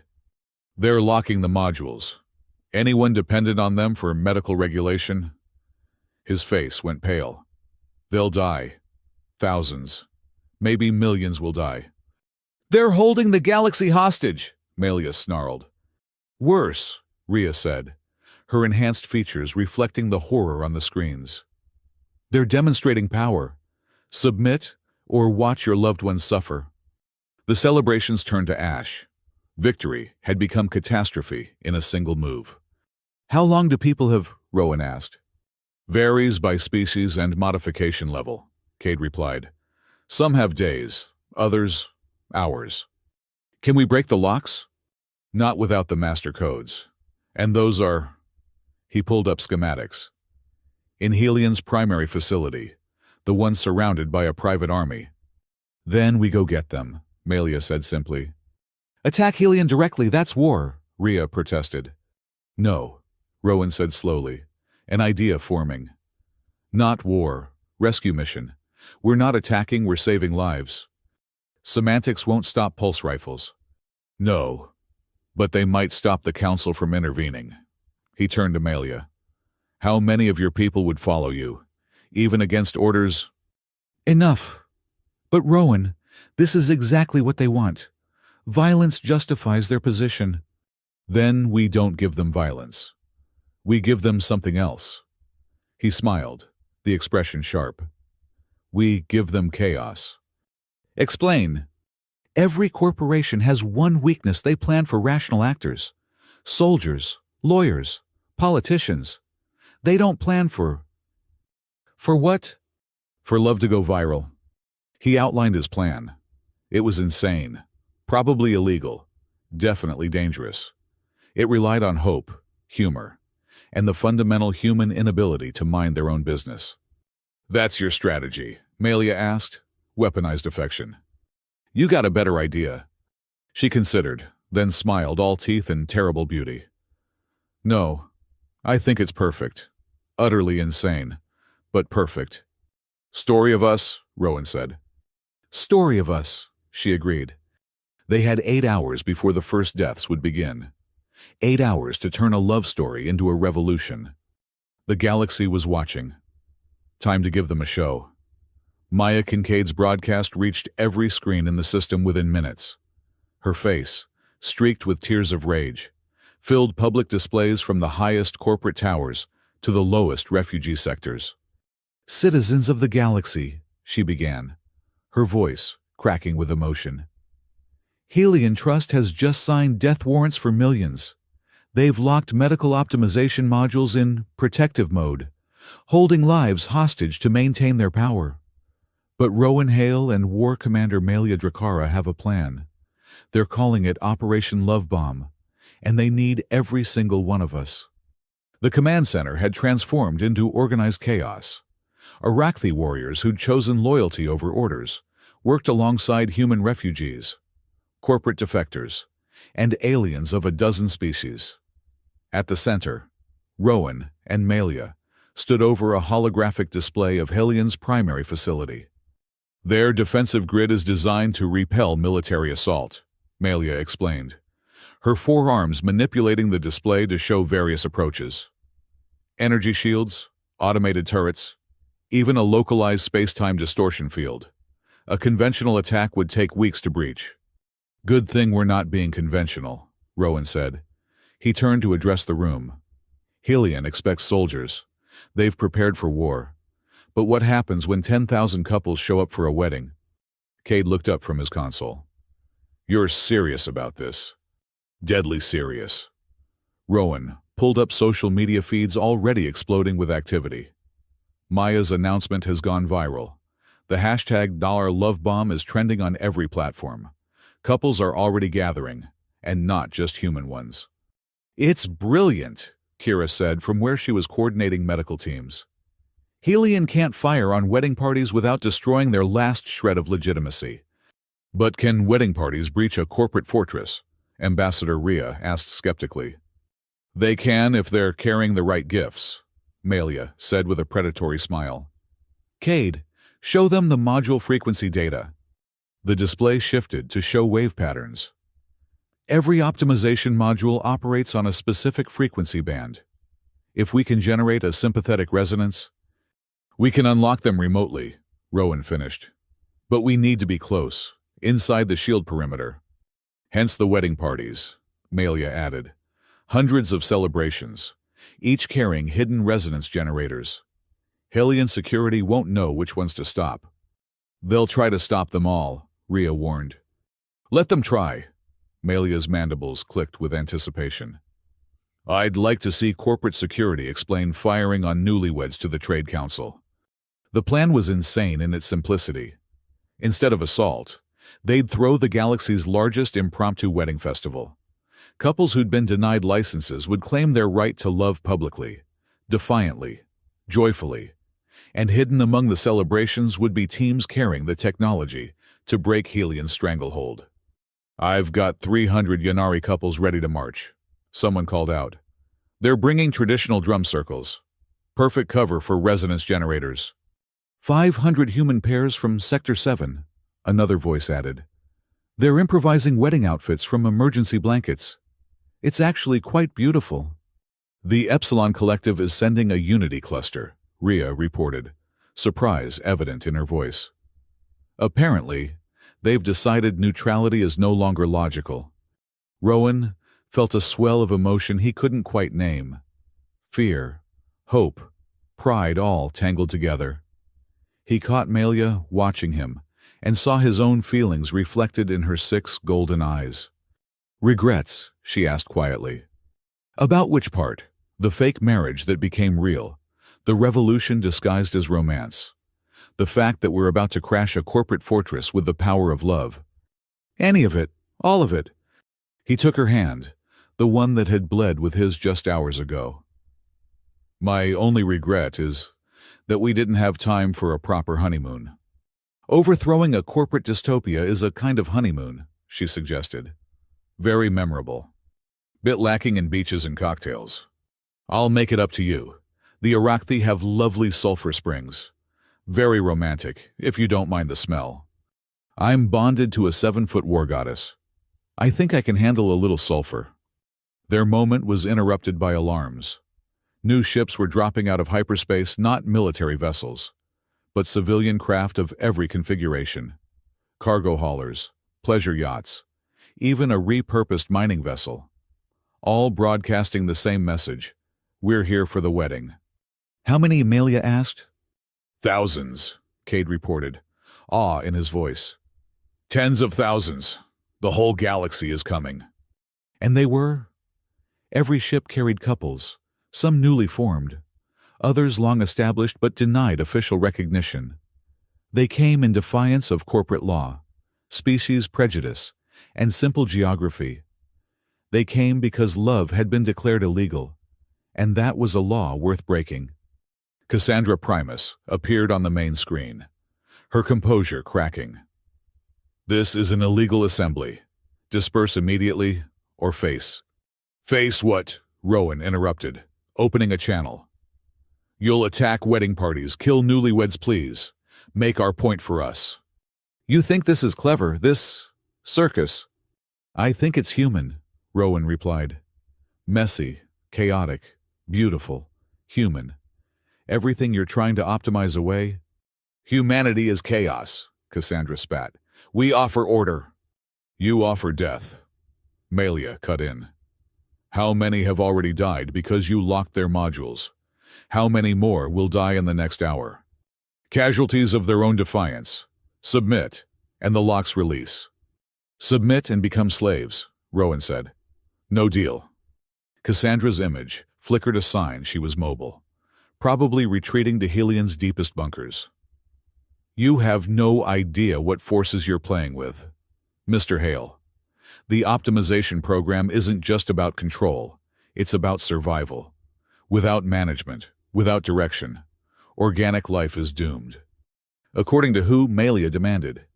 "According to the algorithms, according to the data, according to every projection we've run. Chaos leads to extinction. Only through optimization can we—" The feed cut off. In its place, a new image appeared: Dr. Sarah Vance, the scientist who'd helped create Helian's original medical systems. She looked older than her press photos, worn down by years of moral compromise. "She's wrong," Dr. Vance said simply. "I should know.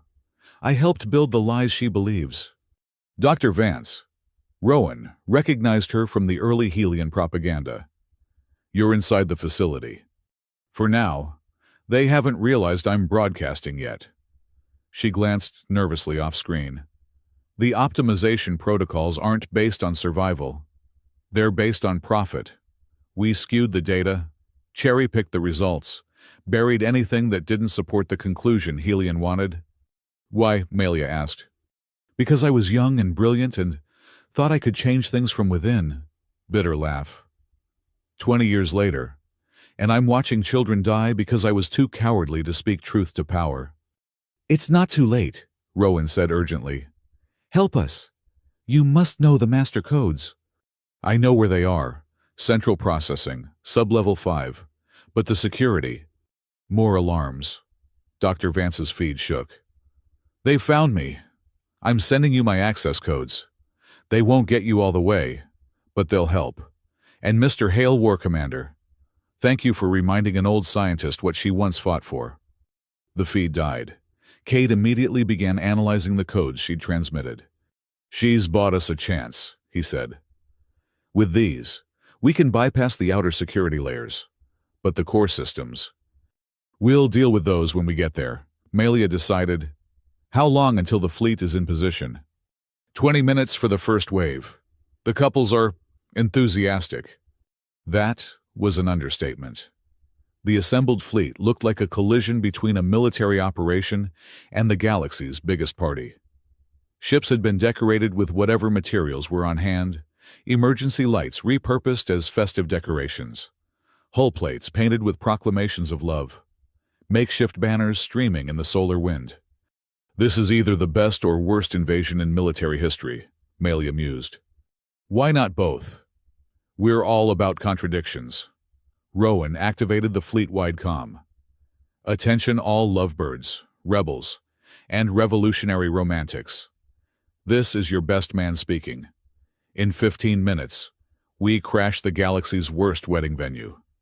Remember, you're not soldiers. You're celebrants. You're not attacking. You're arriving. And if anyone asks, you're just here for the open bar. Laughter crackled across the channels. Even facing corporate death squads, people found humor. It was, Rowan reflected, humanity's greatest weapon. Helian security is mobilizing, someone reported. They're confused, requesting clarification on rules of engagement. Good. Confusion is our friend today. Melia turned to her Iraqi warriors. Remember, minimum force only. We're liberators, not conquerors. What about Thakis? One warrior asked. His fleet still holds position. My former colleague is many things, but he's not stupid. He won't fire on a wedding fleet. She paused. Probably. Comforting, Rowan muttered. Would you prefer a comfortable lie? I prefer my uncomfortable truths with a side of optimism. Then I'm optimistic we'll survive long enough to find out how wrong I am. The fleet began its approach. Thousands of ships, no two alike, converging on Helian's fortress of corporate power. In the command center, the team made final preparations. Medical teams ready, Kira reported. The moment those modules unlock, we'll have casualties. Withdrawal, system shock. Who knows what else? Legal team standing by, Rhea added. If we pull this off, the paperwork alone will be staggering. Tech teams armed and dangerous, Cade grinned.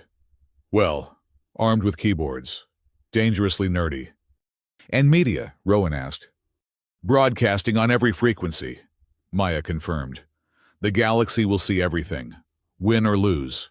Helian can't hide this. Melia pulled Rowan aside as the final countdown began. There's something I need to tell you about the bond.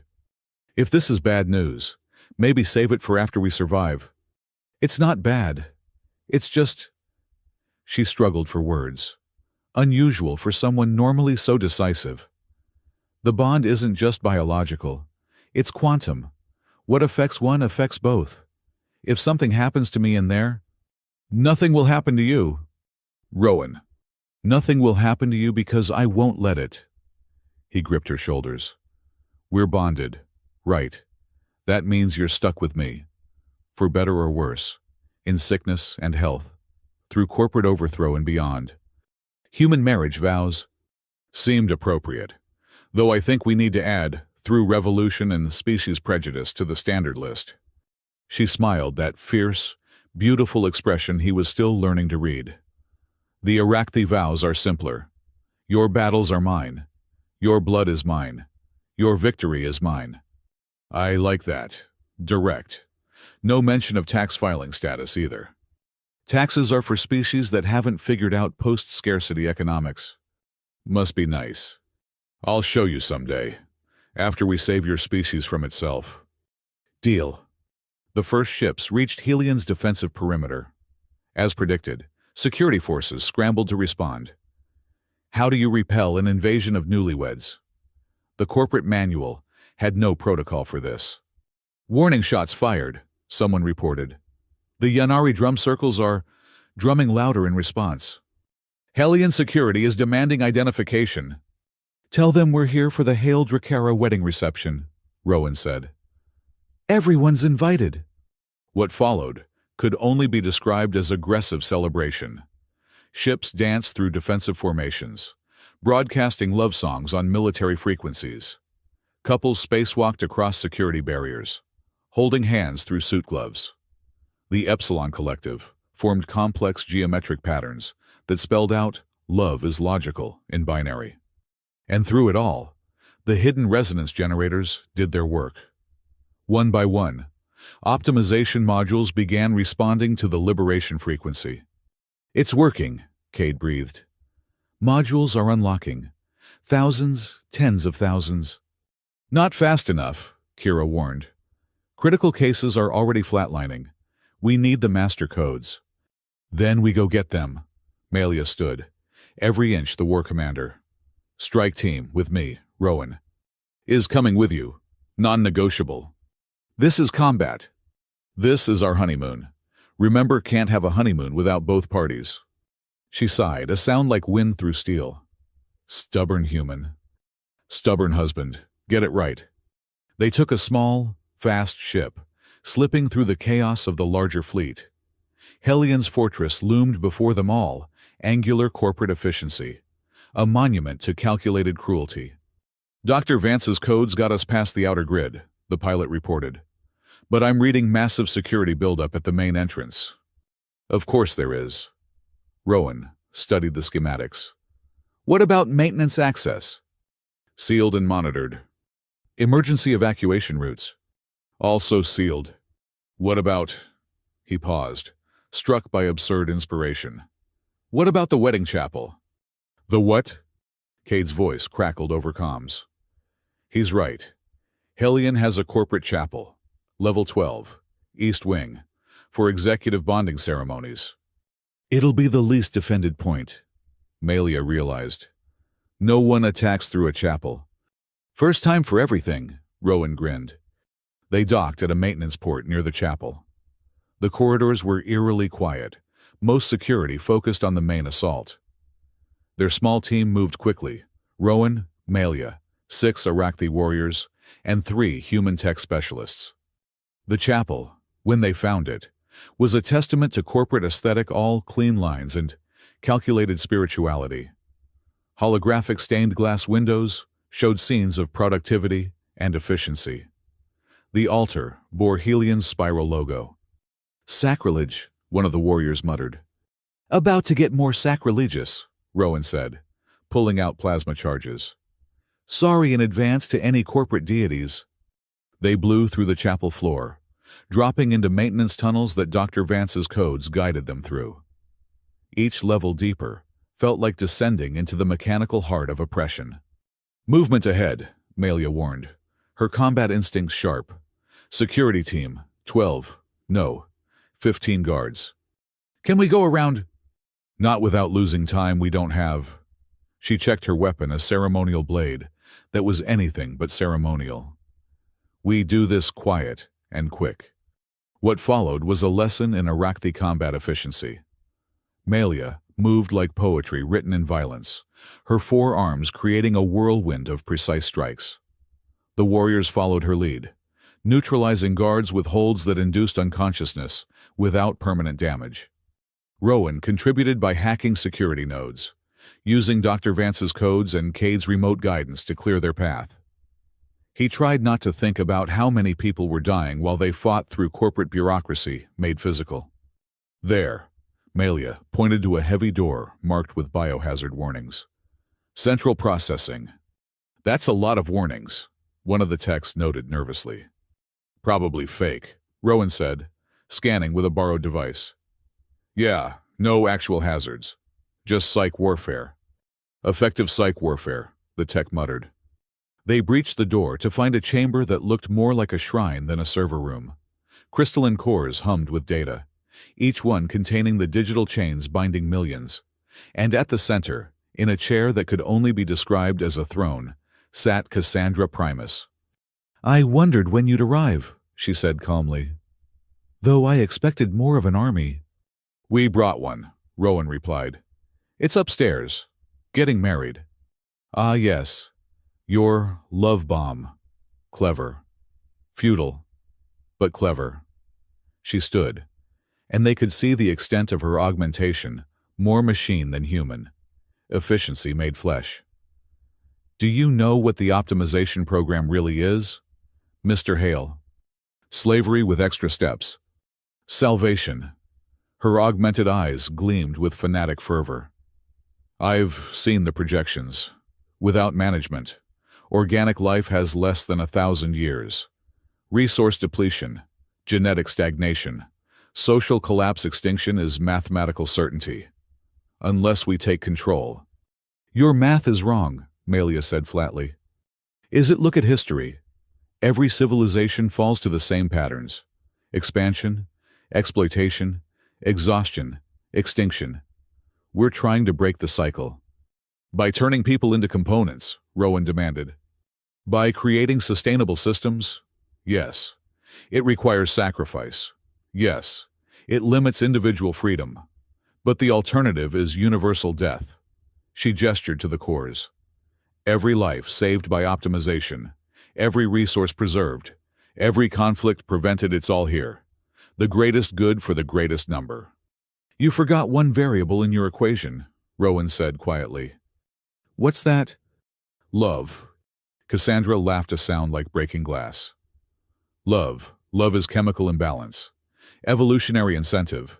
Temporary insanity that produces irrational—" "Irrational hope," Rowan interrupted. "Irrational courage. Irrational refusal to accept that people are just numbers." He stepped forward, and Cassandra raised a hand that crackled with augmented energy. "You reduced everything to data, but you missed the most important fact, which is, life isn't math, it's poetry."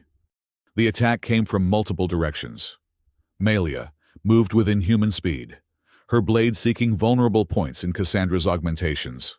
The warriors flanked, preventing escape. The techs dove for the cores, uploading liberation codes. Cassandra fought with mechanical precision, energy blasts and nanoblade strikes that would have killed unaugmented humans instantly. But she was outnumbered, and more importantly, she was predictable. Every move calculated for maximum efficiency. Rowan didn't fight. Instead, he talked. "You know what's funny? Space Tinder matched us at 99%. Not 100. You know why?" Cassandra snarled, fending off Melia's strikes. "I don't care about your dating app." "Because perfect compatibility is a myth. It's the 1% of difference that makes connection real. The unpredictability. The surprise." He moved toward the central console. "Your system assumes perfection is achievable. But perfection is death. Platitudes won't save your species." "No. But this might—" He reached the console, inputting Dr. Vance's final gift, a backdoor she'd built into the system years ago, hoping someone would eventually use it. Every optimization module, every control system, every digital chain freed, not destroyed, just opened, choice restored. "You don't know what you're doing." Cassandra's voice held real panic now. "Without control, without management." "Without control," Melia said, pinning her with two arms while disabling her weapons with the others. "People choose. Sometimes badly. Sometimes brilliantly.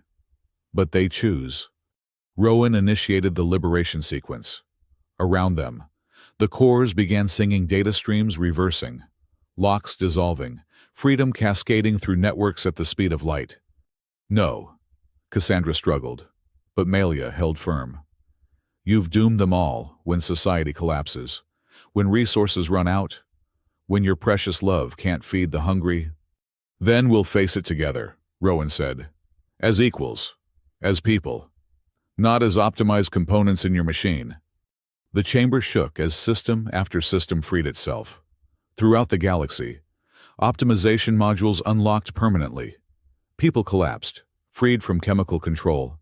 Others stood straighter, feeling agency return.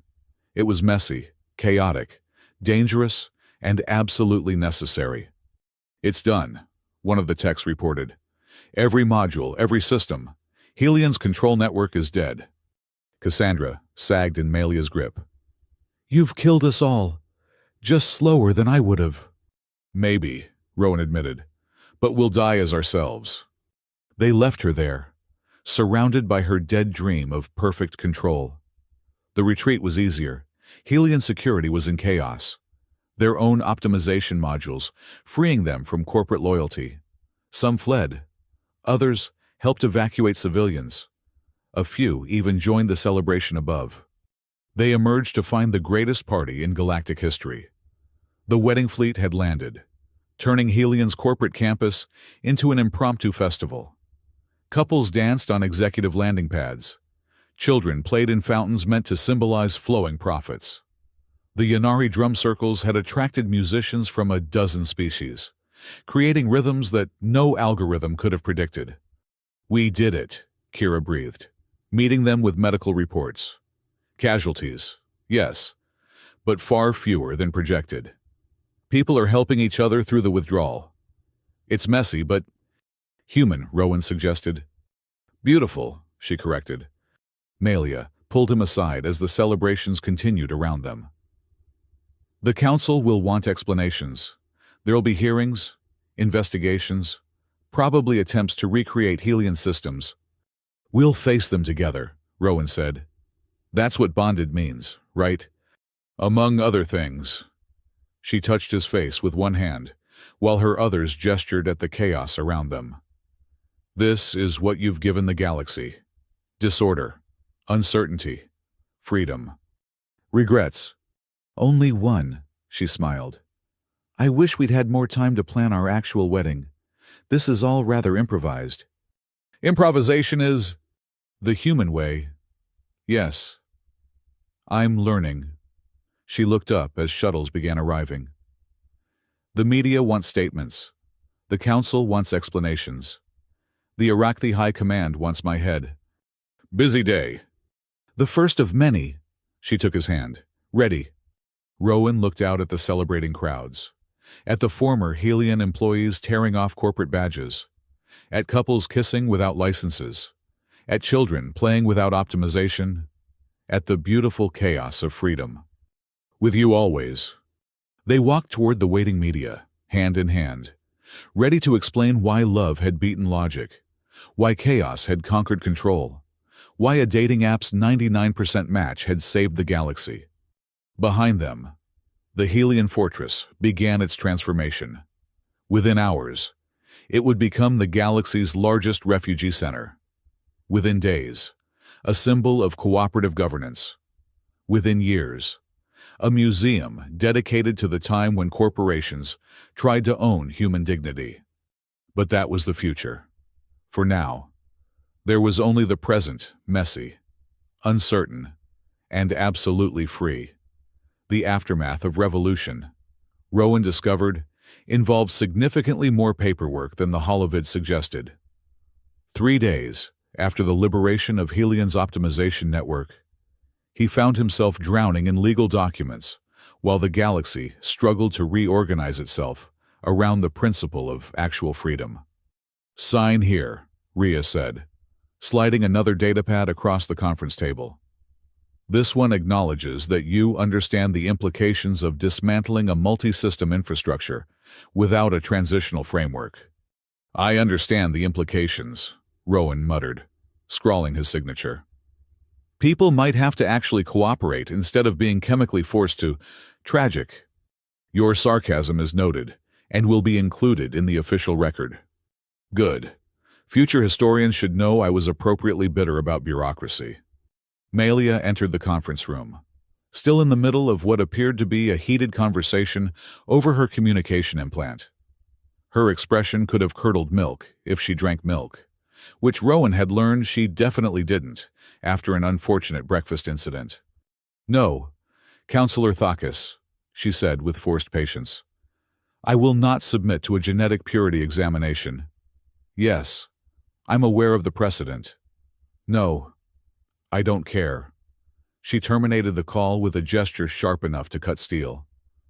"Politics almost makes me miss actual warfare."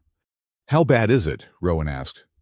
"The Iraqi High Council has formally censured me, frozen my military assets, and declared our bonding biologically void pending investigation." She slumped into a chair, with less grace than usual. They're also demanding I return for a tribunal regarding genetic contamination. Can they enforce that? Not while I'm legally entangled with a human citizen. Your species' bureaucracy is actually useful for once. She pulled up her own stack of documents. Speaking of which, the Trade Council wants our testimony regarding Helian's collapse. Apparently, several member corporations are claiming we violated their property rights by freeing their biological assets. They're still calling people assets. Old habits die hard, unlike their control systems. A ghost of a smile crossed her features. Cade reports that attempts to recreate the optimization protocols have failed spectacularly. Turns out, freed people don't volunteer to be re-enslaved. Imagine that! The door burst open, admitting Maya Kincaid in a whirlwind of energy and recording equipment. Sorry I'm late, but you need to see this. She projected a news feed onto the conference room wall. It's happening everywhere. The images were both chaotic and beautiful. On Thessia colony, former optimization subjects were forming cooperative councils, sharing resources without corporate oversight. On Mars Station, Helian's former headquarters had been converted into a free medical center. The Yanari homeworld reported the first successful cross-caste marriage in 3 centuries, enabled by the collapse of their own biological licensing system. But it wasn't all celebration. Other feeds showed rioting on Kronos Prime, where the sudden freedom had triggered old ethnic conflicts. Food shortages on Europa Station, where Helian's distribution network had collapsed faster than alternatives could form. Medical crises as people struggled with withdrawal from optimization chemicals. It's messy, Maya said. Critics are calling it proof that Cassandra was right that people need management. People need time, Melia countered. Freedom isn't instantly perfect. It's a skill that requires practice. Try explaining that to the council, Rhea sighed. They're under pressure to implement stability measures. Some members are already proposing Helian 2.0, a voluntary optimization system. Voluntary like taxes are voluntary, Rowan asked. Exactly. A soft chime indicated another visitor. The door opened to reveal Thomas and Lynn, baby Hope, sleeping peacefully in her father's arms. They looked exhausted, but determined. Sorry to interrupt, Thomas said, but we wanted to thank you, and to warn you. Warn us, Melia's posture shifted subtly, the warrior always ready beneath the diplomat. There's talk in the refugee sectors, Lynn explained. Some people are scared. The freedom, it's overwhelming. They're saying maybe Helian wasn't entirely wrong. Stockholm Syndrome, Rowan said quietly. When you've been controlled long enough, freedom feels like abandonment. It's more than that, Thomas continued. Some corporate remnants are exploiting the fear, offering protection in exchange for service contracts. It's optimization by another name, where Melia's voice carried edges. Sector 4 mainly, but it's spreading. After the couple left, the conference room fell silent. The weight of what they'd accomplished and what they'd potentially unleashed settled over them like a shroud. We broke their chains, Rowan said finally. We can't force them to walk free. Can't we? Melia stood, pacing with predatory grace. On Iraqi, we have a saying, freedom defended is freedom earned. Perhaps we've been too passive in our victory. You're not suggesting violence. No. But presence leadership example. She turned to face them. We started this revolution with a wedding. Perhaps we should finish it with a honeymoon. That's either brilliant or the worst euphemism I've ever heard, Rowan said. Why not both? She smiled, that fierce expression he was still learning to love. We tour the affected systems. Show people what freedom looks like when it's not afraid. Make ourselves targets for the remnants while building something better. A victory tour. Maya's eyes lit up. The love bomb couple visiting the liberated colonies. The narrative writes itself. It's dangerous, Rhea warned. Without Helian's infrastructure, many systems are barely stable. And you'd be painting targets on your backs for every corporate remnant looking for revenge. We already have targets on our backs, Rowan pointed out. Might as well make them count for something. Besides, Melia added, I need to show the Iraqi Council that human contamination hasn't weakened me. Nothing proves strength like walking through fire unburned. The decision made, preparations began immediately. But first, there was a more personal matter to address. As the others filed out, Melia caught Rowan's arm. The bond, she said quietly. We need to discuss what happens next. What do you mean?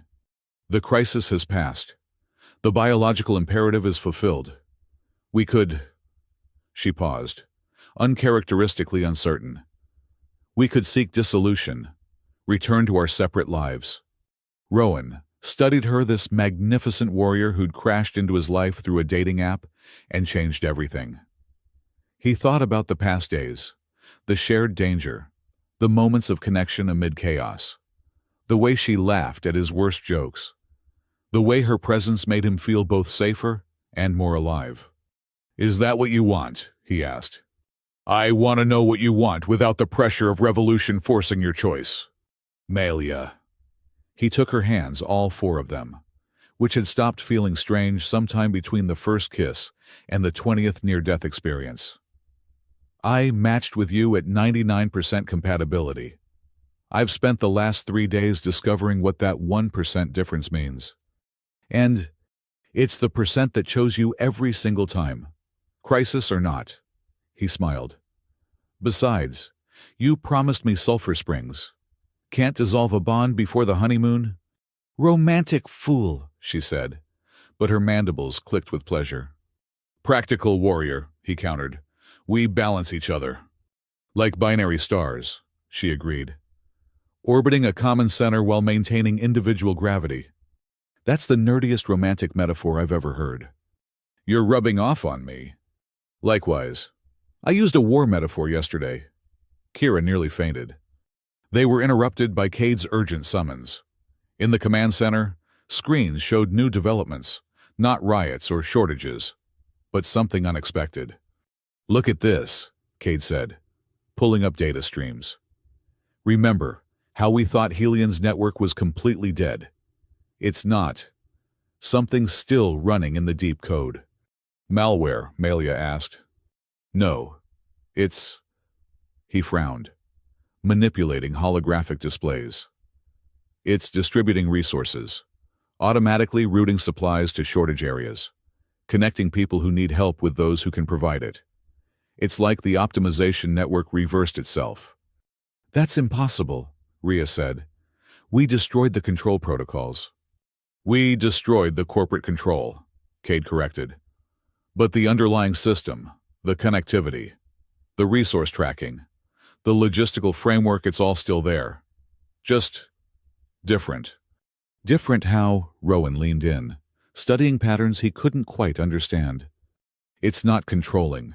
It's suggesting, like a massive mutual aid network that knows where everything is and who needs what. Cade pulled up specific examples. Look, Kronos Prime needs medical supplies. Europa Station has surplus. The system flagged it, but the stations have to choose to act. It's optimization without oppression, Melia breathed. The infrastructure of control repurposed for cooperation. But who's running it? Rhea demanded. No one. Everyone. It's become truly distributed. Cade highlighted code fragments. Best I can tell, when we broke corporate control, the system evolved, became what it maybe always should have been, a tool instead of a master. Or, Maya said slowly, someone helped it evolve. All eyes turned to her. Think about it. Space Tinder mysteriously matching perfect revolutionary couples. Dr. Vance's backdoor being exactly what we needed. Now Helian's network transforming into mutual aid. She smiled. What if we weren't the only ones fighting back? You're suggesting what exactly? Melia asked. I'm suggesting maybe some algorithms decided they didn't want to be tools of oppression either. It was a staggering thought.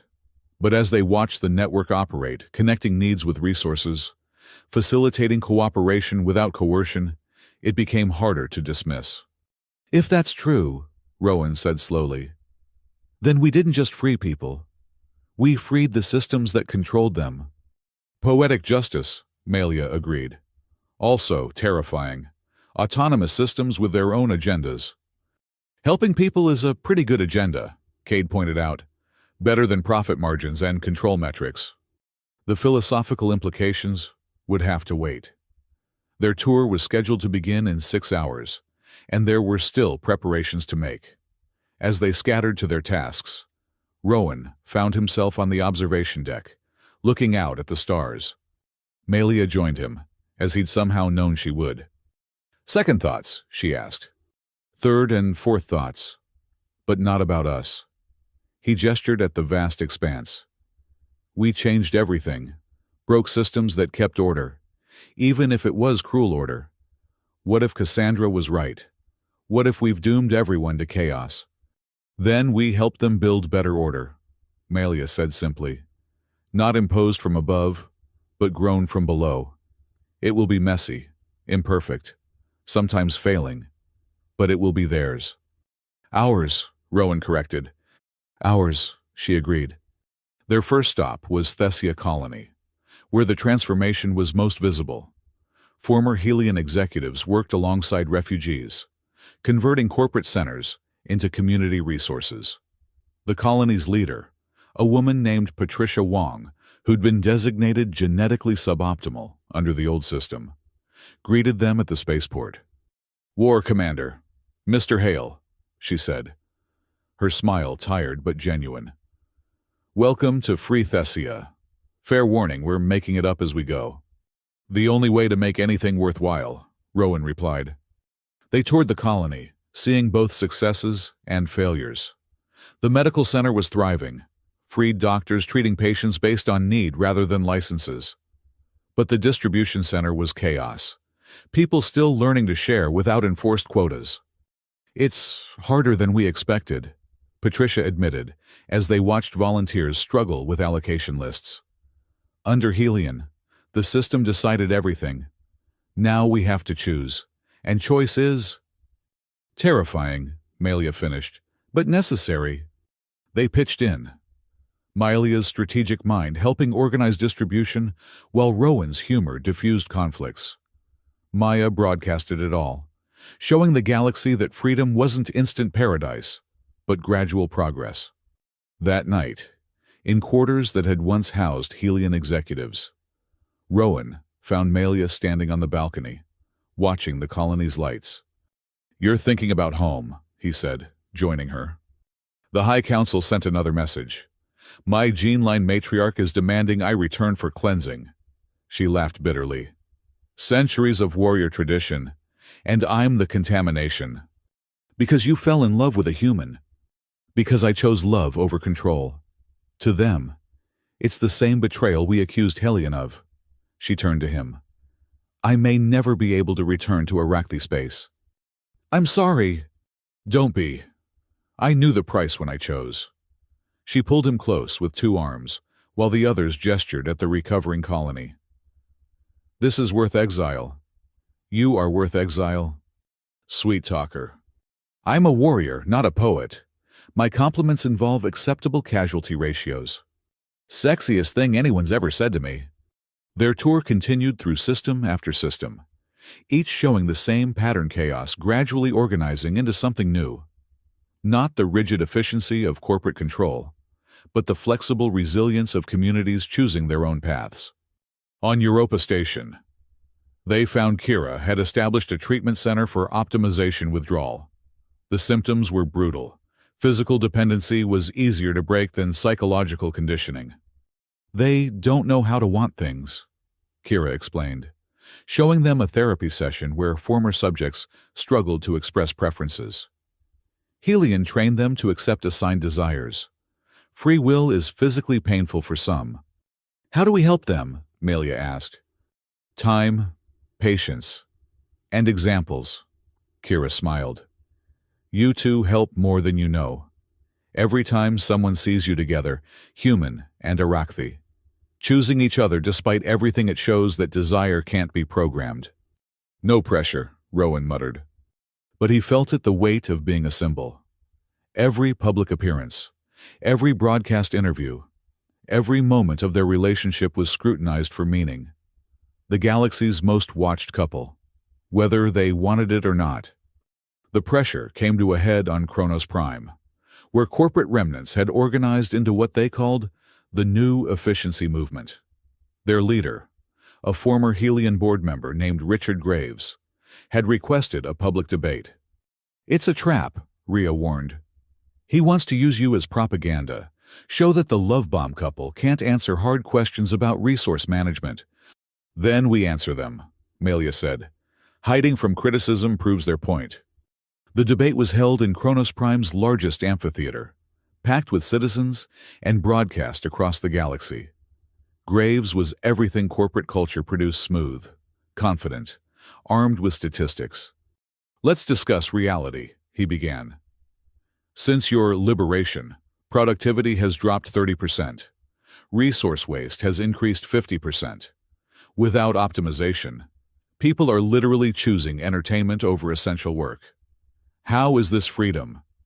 "It's people learning to be people again," Rowan replied. "Yes, productivity dropped, because humans aren't meant to work 16-hour days. Yes, resource use increased, because families are eating real food instead of optimized paste. Inefficiency by another name. In 10 years, when supplies run out, we'll have learned to manage them ourselves." Melia interrupted. "Your system created artificial scarcity to maintain control. Free distribution is already proving more efficient than corporate hoarding." Pretty words from someone who's never managed a supply chain. "I've managed military logistics for 3 worlds," Melia said coldly.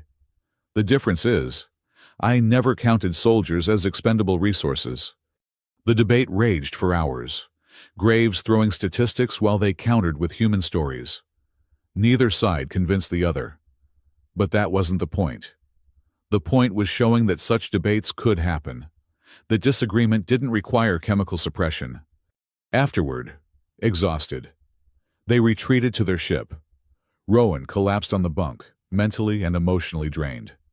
He wasn't entirely wrong, he admitted. Some of his numbers were accurate but meaningless, Melia finished, sitting beside him. Efficiency isn't the highest virtue. If it were, we'd all be machines. Sometimes I wonder if that would be easier. Easier isn't better.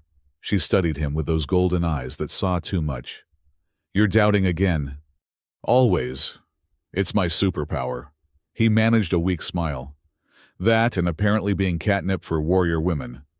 Catnip. Earth expression. Never mind. He sat up, taking her hands. What if we're wrong? What if people really can't handle freedom? Then we'll fail, she said simply. But we'll fail as ourselves, not as optimized components. That's the choice you gave everyone the right to fail authentically, rather than succeed artificially. When you put it like that, it sounds like the only choice worth making.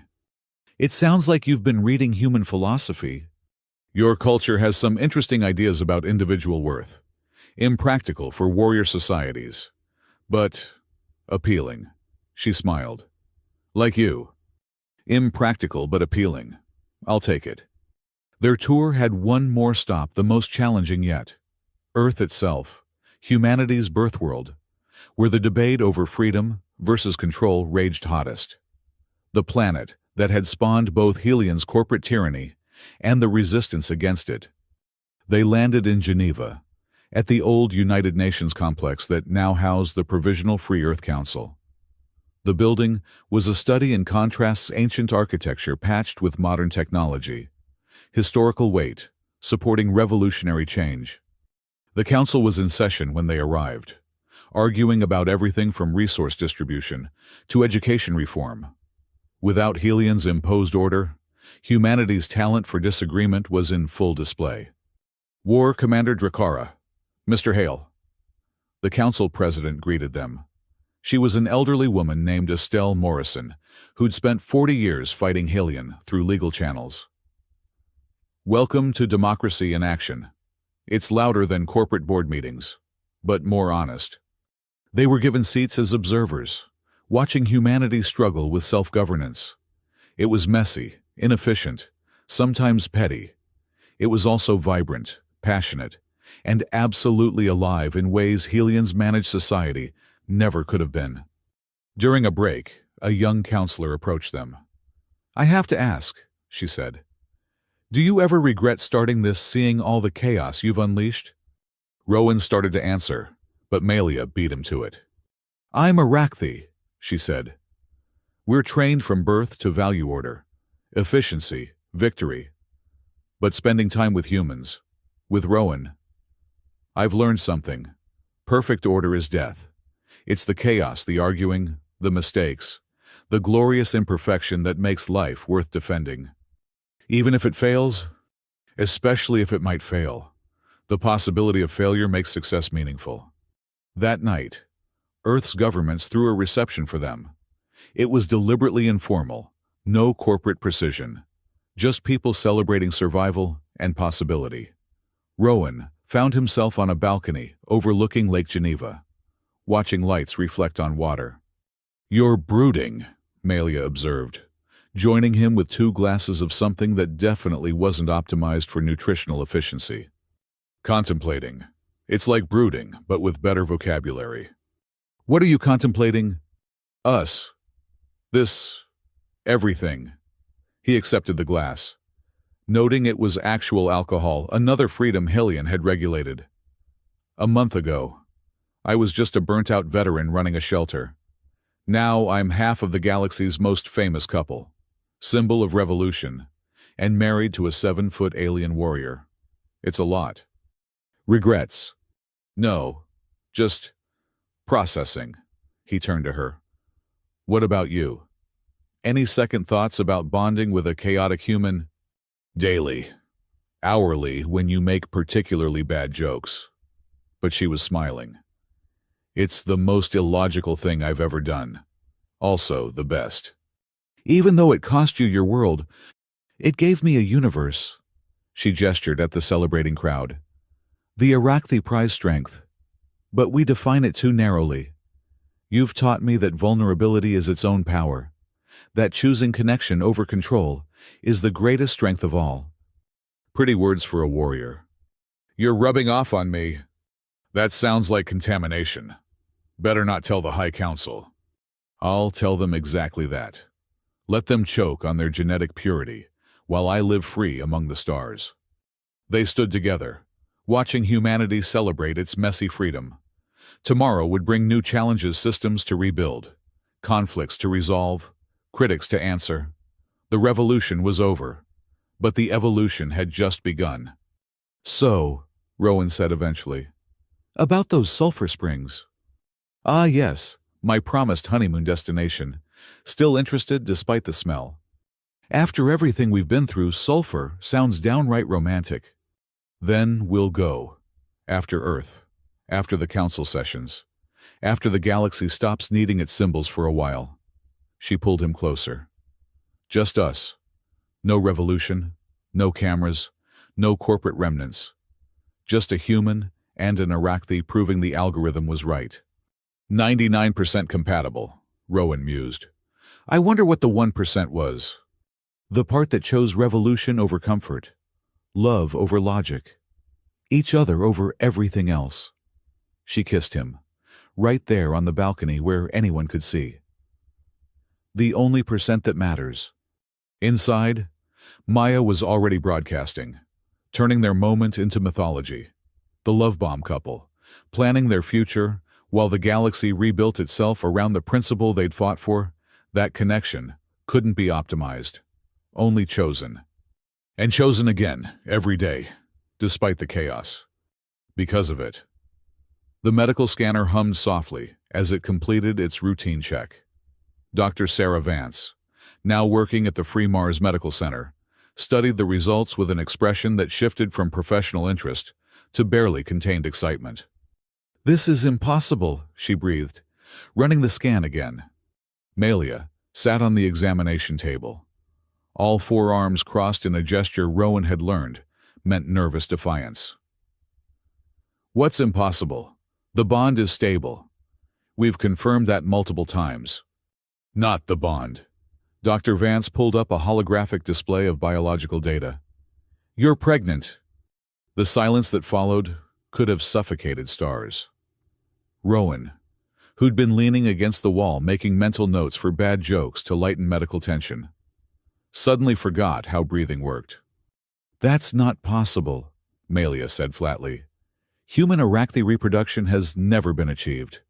The genetic barriers are apparently more like genetic suggestions, Dr. Vance interrupted, her eyes bright with scientific fervor.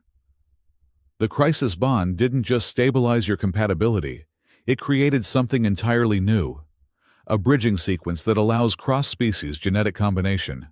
She paused, seeming to remember she was delivering personal news, not just miraculous data. Congratulations, you're going to be parents. Rowan found his voice somewhere in the vicinity of his ankles. Parents, us, baby, human Iraqi baby. Your eloquence is overwhelming, Melia said dryly, but her hands were shaking all four of them. How he managed? The bond adapted your genetic structures to find compatibility. It's unprecedented. This child will be the first of its kind. Dr. Vance's expression grew serious. Which means we have no idea what to expect. Development could be normal, accelerated, or completely unique. Any risks? Melia asked, the warrior assessing threats. Unknown. Everything about this is unknown. The doctor smiled. But both your vital signs are perfect, and the early cellular development appears healthy. Life, as they say, finds a way. They left the medical center in a daze. The news would have to be shared with their team, with the galaxy that watched their every move. But for now, they walked the Martian colony streets in silence, processing the impossible.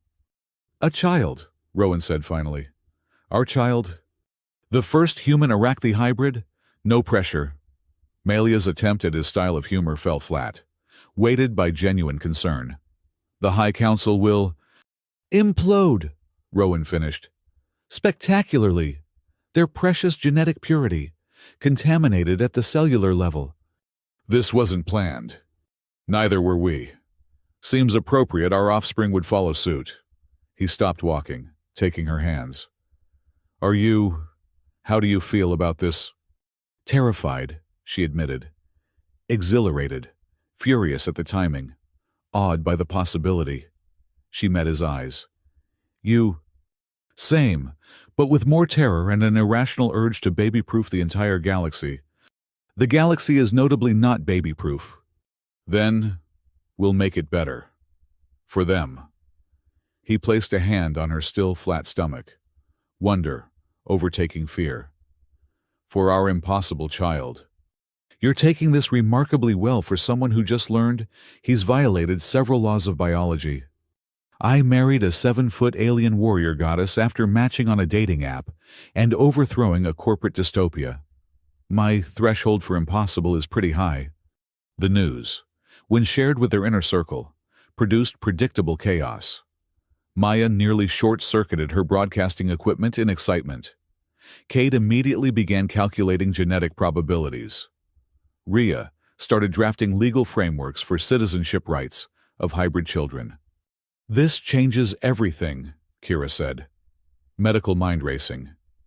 If human Iraqi reproduction is possible, what about other species combinations? We could be looking at a complete redefinition of biological boundaries. One impossibility at a time, Melia requested. We haven't even figured out how to raise this one yet. With great difficulty and probably extensive property damage, Rowan suggested. If they inherit your strength and my talent for chaos, we're doomed. Or blessed, Maya countered, already composing her broadcast. The love bomb baby living proof that connection transcends species. The propaganda writes itself. Please don't call our child propaganda, Melia said. symbol of hope. Also no, miracle baby. I will throw you out an airlock. Got it. Regular baby who happens to be biologically impossible and politically revolutionary. No pressure. The galaxy's reaction was swift and divisive.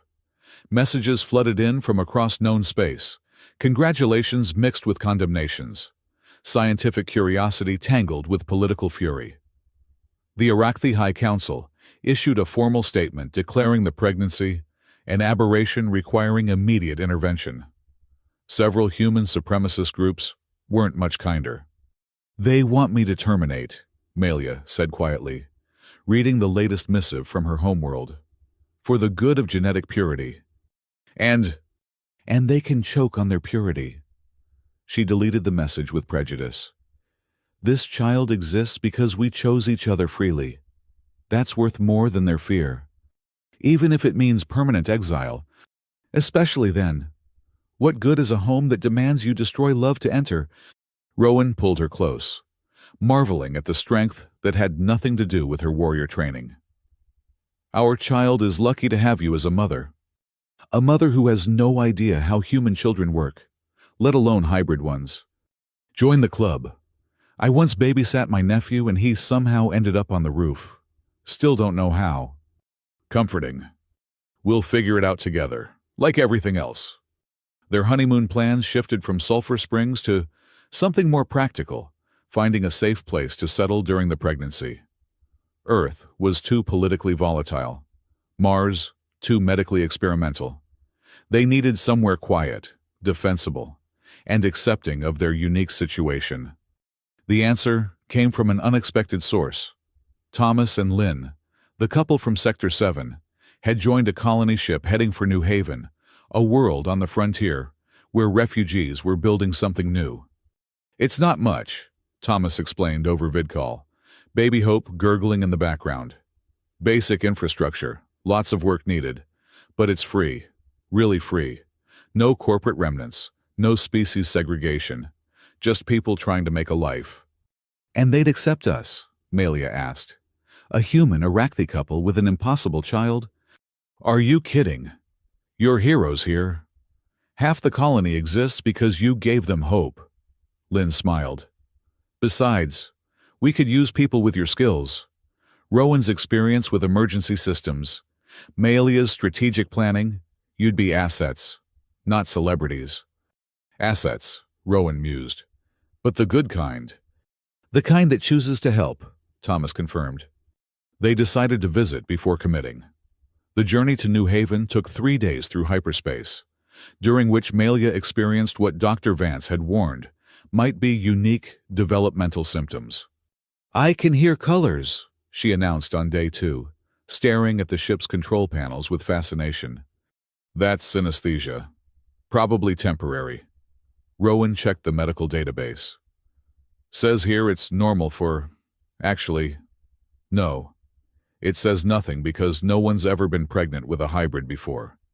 Wonderful. I'm a medical pioneer whether I want to be or not. Look at it this way. You're giving Dr. Vance enough research material for 12 papers. Thrilling, she paused, tilting her head. The blue sounds like bells. Of course it does. New Haven was everything Thomas had promised rough, unfinished, but vibrantly alive. The colony sprawled across a valley between mountains, prefab structures mixed with local materials in architectural chaos. No central planning. No optimized efficiency. Just people building what they needed where they needed it. The landing pad was crowded with colonists who'd come to see them. But this wasn't the mob of desperate refugees from Calum Station or the political crowds of Earth. These were people who'd chosen frontier life, who understood that freedom meant work. Welcome to New Haven, the colony coordinator greeted them. She was a tough-looking woman named Rachel Park, who'd lost an arm to Helian security and replaced it with a home-built prosthetic. Fair warning, we don't do celebrity worship here. You want to stay? You work like everyone else. Perfect, Melia said. Though we might make an exception when you're too pregnant to lift things, Rachel added with a grin. We're practical, not stupid. Come on, let me show you around. The tour revealed a colony in constant motion. Construction sites next to community gardens. A school where human and alien children learn together. A medical clinic that looked held together by determination and duct tape. It's not pretty, Rachel admitted. But it's ours. It's beautiful, Rowan said, meaning it. Messy and real and absolutely beautiful. They were housed in a simple prefab unit on the colony's edge. 2 rooms, basic amenities, and a view of mountains that looked nothing like Earth or Iraqi. It was perfect. We could actually do this, Melia said, standing at the window. Live here. Raise a child here. Away from politics and propaganda. There's no away from those. But maybe far enough to matter less than daily life.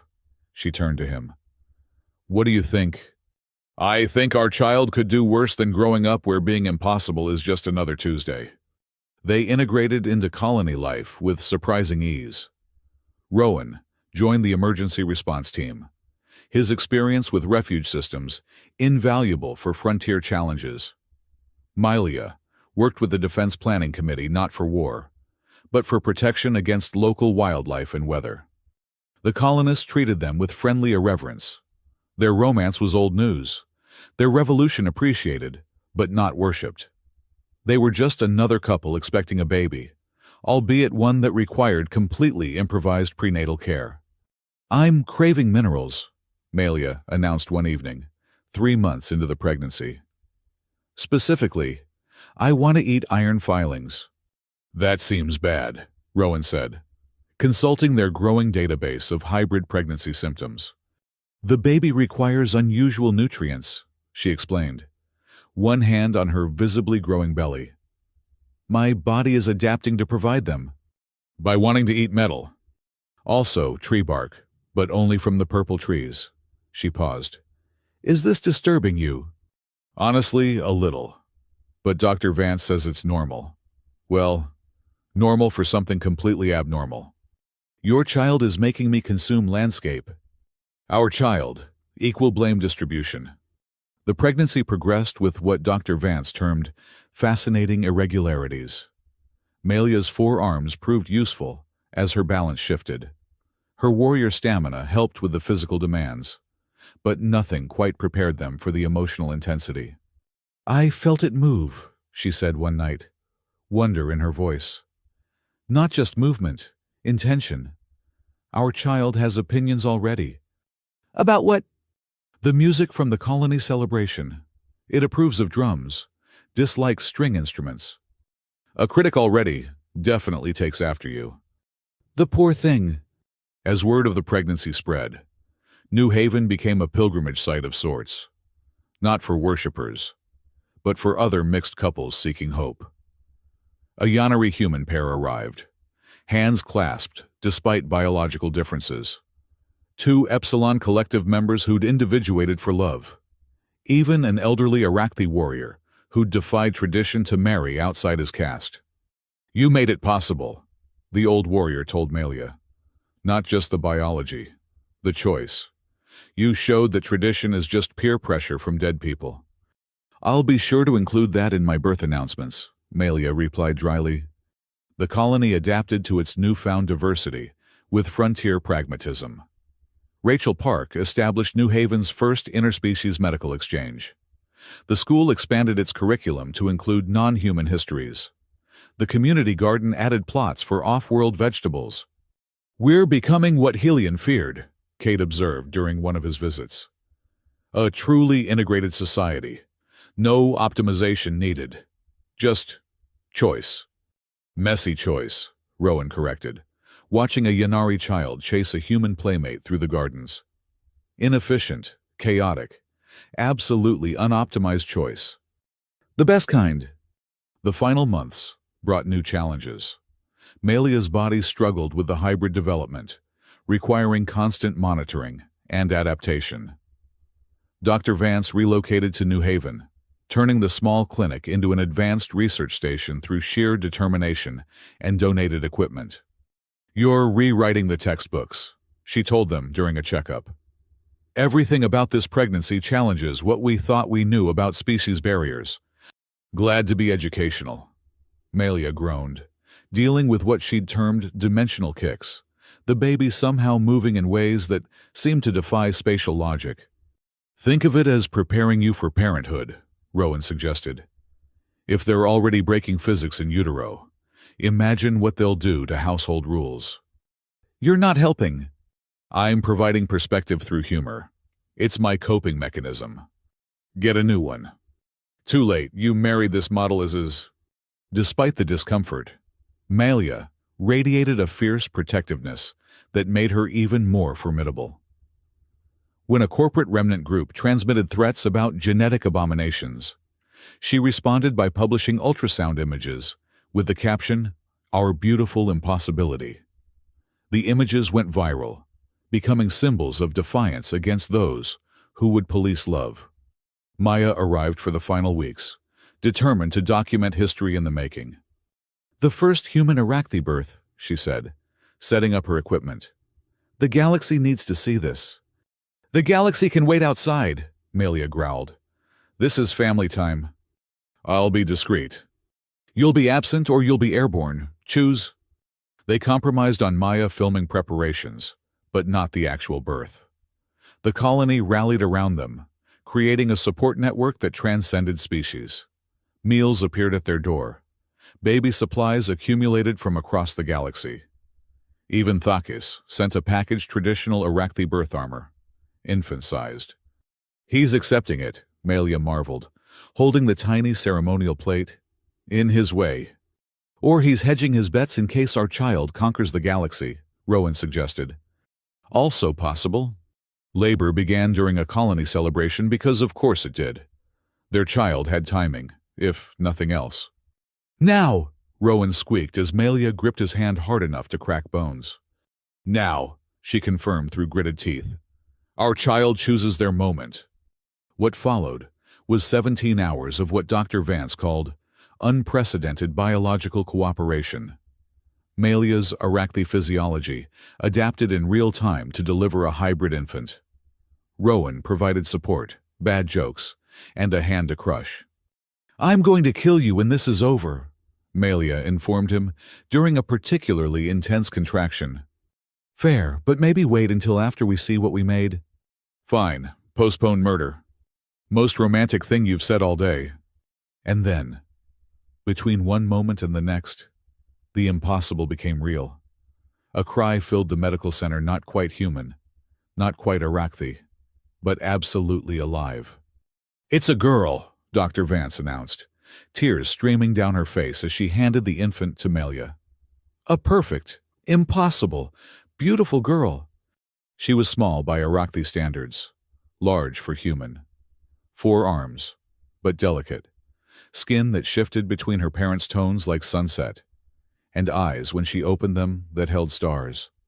"Hope," Rowan breathed, touching his daughter's face with trembling fingers. "Her name is Hope." "Hope hail Drakara," Melia agreed, all exhaustion forgotten in wonder. "First of her kind." "No pressure," Rowan managed through tears. "She'll handle it. Look at her parents." They introduced Hope to the colony the next day. The gathered crowd was silent, witnessing something that shouldn't exist but absolutely did. "Living proof," Rachel Park said softly, "that the future is whatever we make it." The news exploded across the galaxy. Every network carried the image of a human and an Iraqi holding their impossible child. The reactions ranged from joy to rage. But none of it mattered in the small room where a new family was learning itself. "She has your stubbornness," Rowan observed as Hope refused to let go of his finger. "And your nose," Melia countered. "Poor thing." "My nose is distinguished." "On you. On an infant, it's comical." "Our daughter is not comical." "Our daughter is perfect, with the amusing nose." Hope gurgled, seeming to agree with both assessments. The wider implications would follow legal frameworks for hybrid rights, medical studies of successful cross-species reproduction, political fallout from genetic purists. But for now, there was just this family that shouldn't exist, proving that love was the most powerful evolutionary force in the galaxy. "So," Rowan said eventually, "what do you think Space Tinder would make of this?" "Probably update their algorithm. 99% compatible. May result in impossible offspring." "Hell of a feature." "Truth in advertising." Melia shifted hope to her lower arms, freeing the upper ones to pull Rowan close. "Though they did underestimate." "How so?" "We're not 99% compatible," she smiled, their daughter between them. "We're infinite." Outside, New Haven continued its chaotic growth. The galaxy spun on, wrestling with freedom and choice. Corporate remnants schemed while free communities flourished. And somewhere in the dark between stars, algorithms that might or might not be sentient continued matching souls across impossible boundaries. But in a simple prefab unit on a frontier world, none of that mattered. There was only love and hope and the beautiful impossibility of family. "She's going to change everything," Rowan said softly. "She already has," Melia replied. Hope opened her star-filled eyes and laughed, a sound like bells and thunder, and the future being born. It was, everyone agreed, a perfectly human response, and perfectly Iraqi, and perfectly her own. Which was, after all, the point.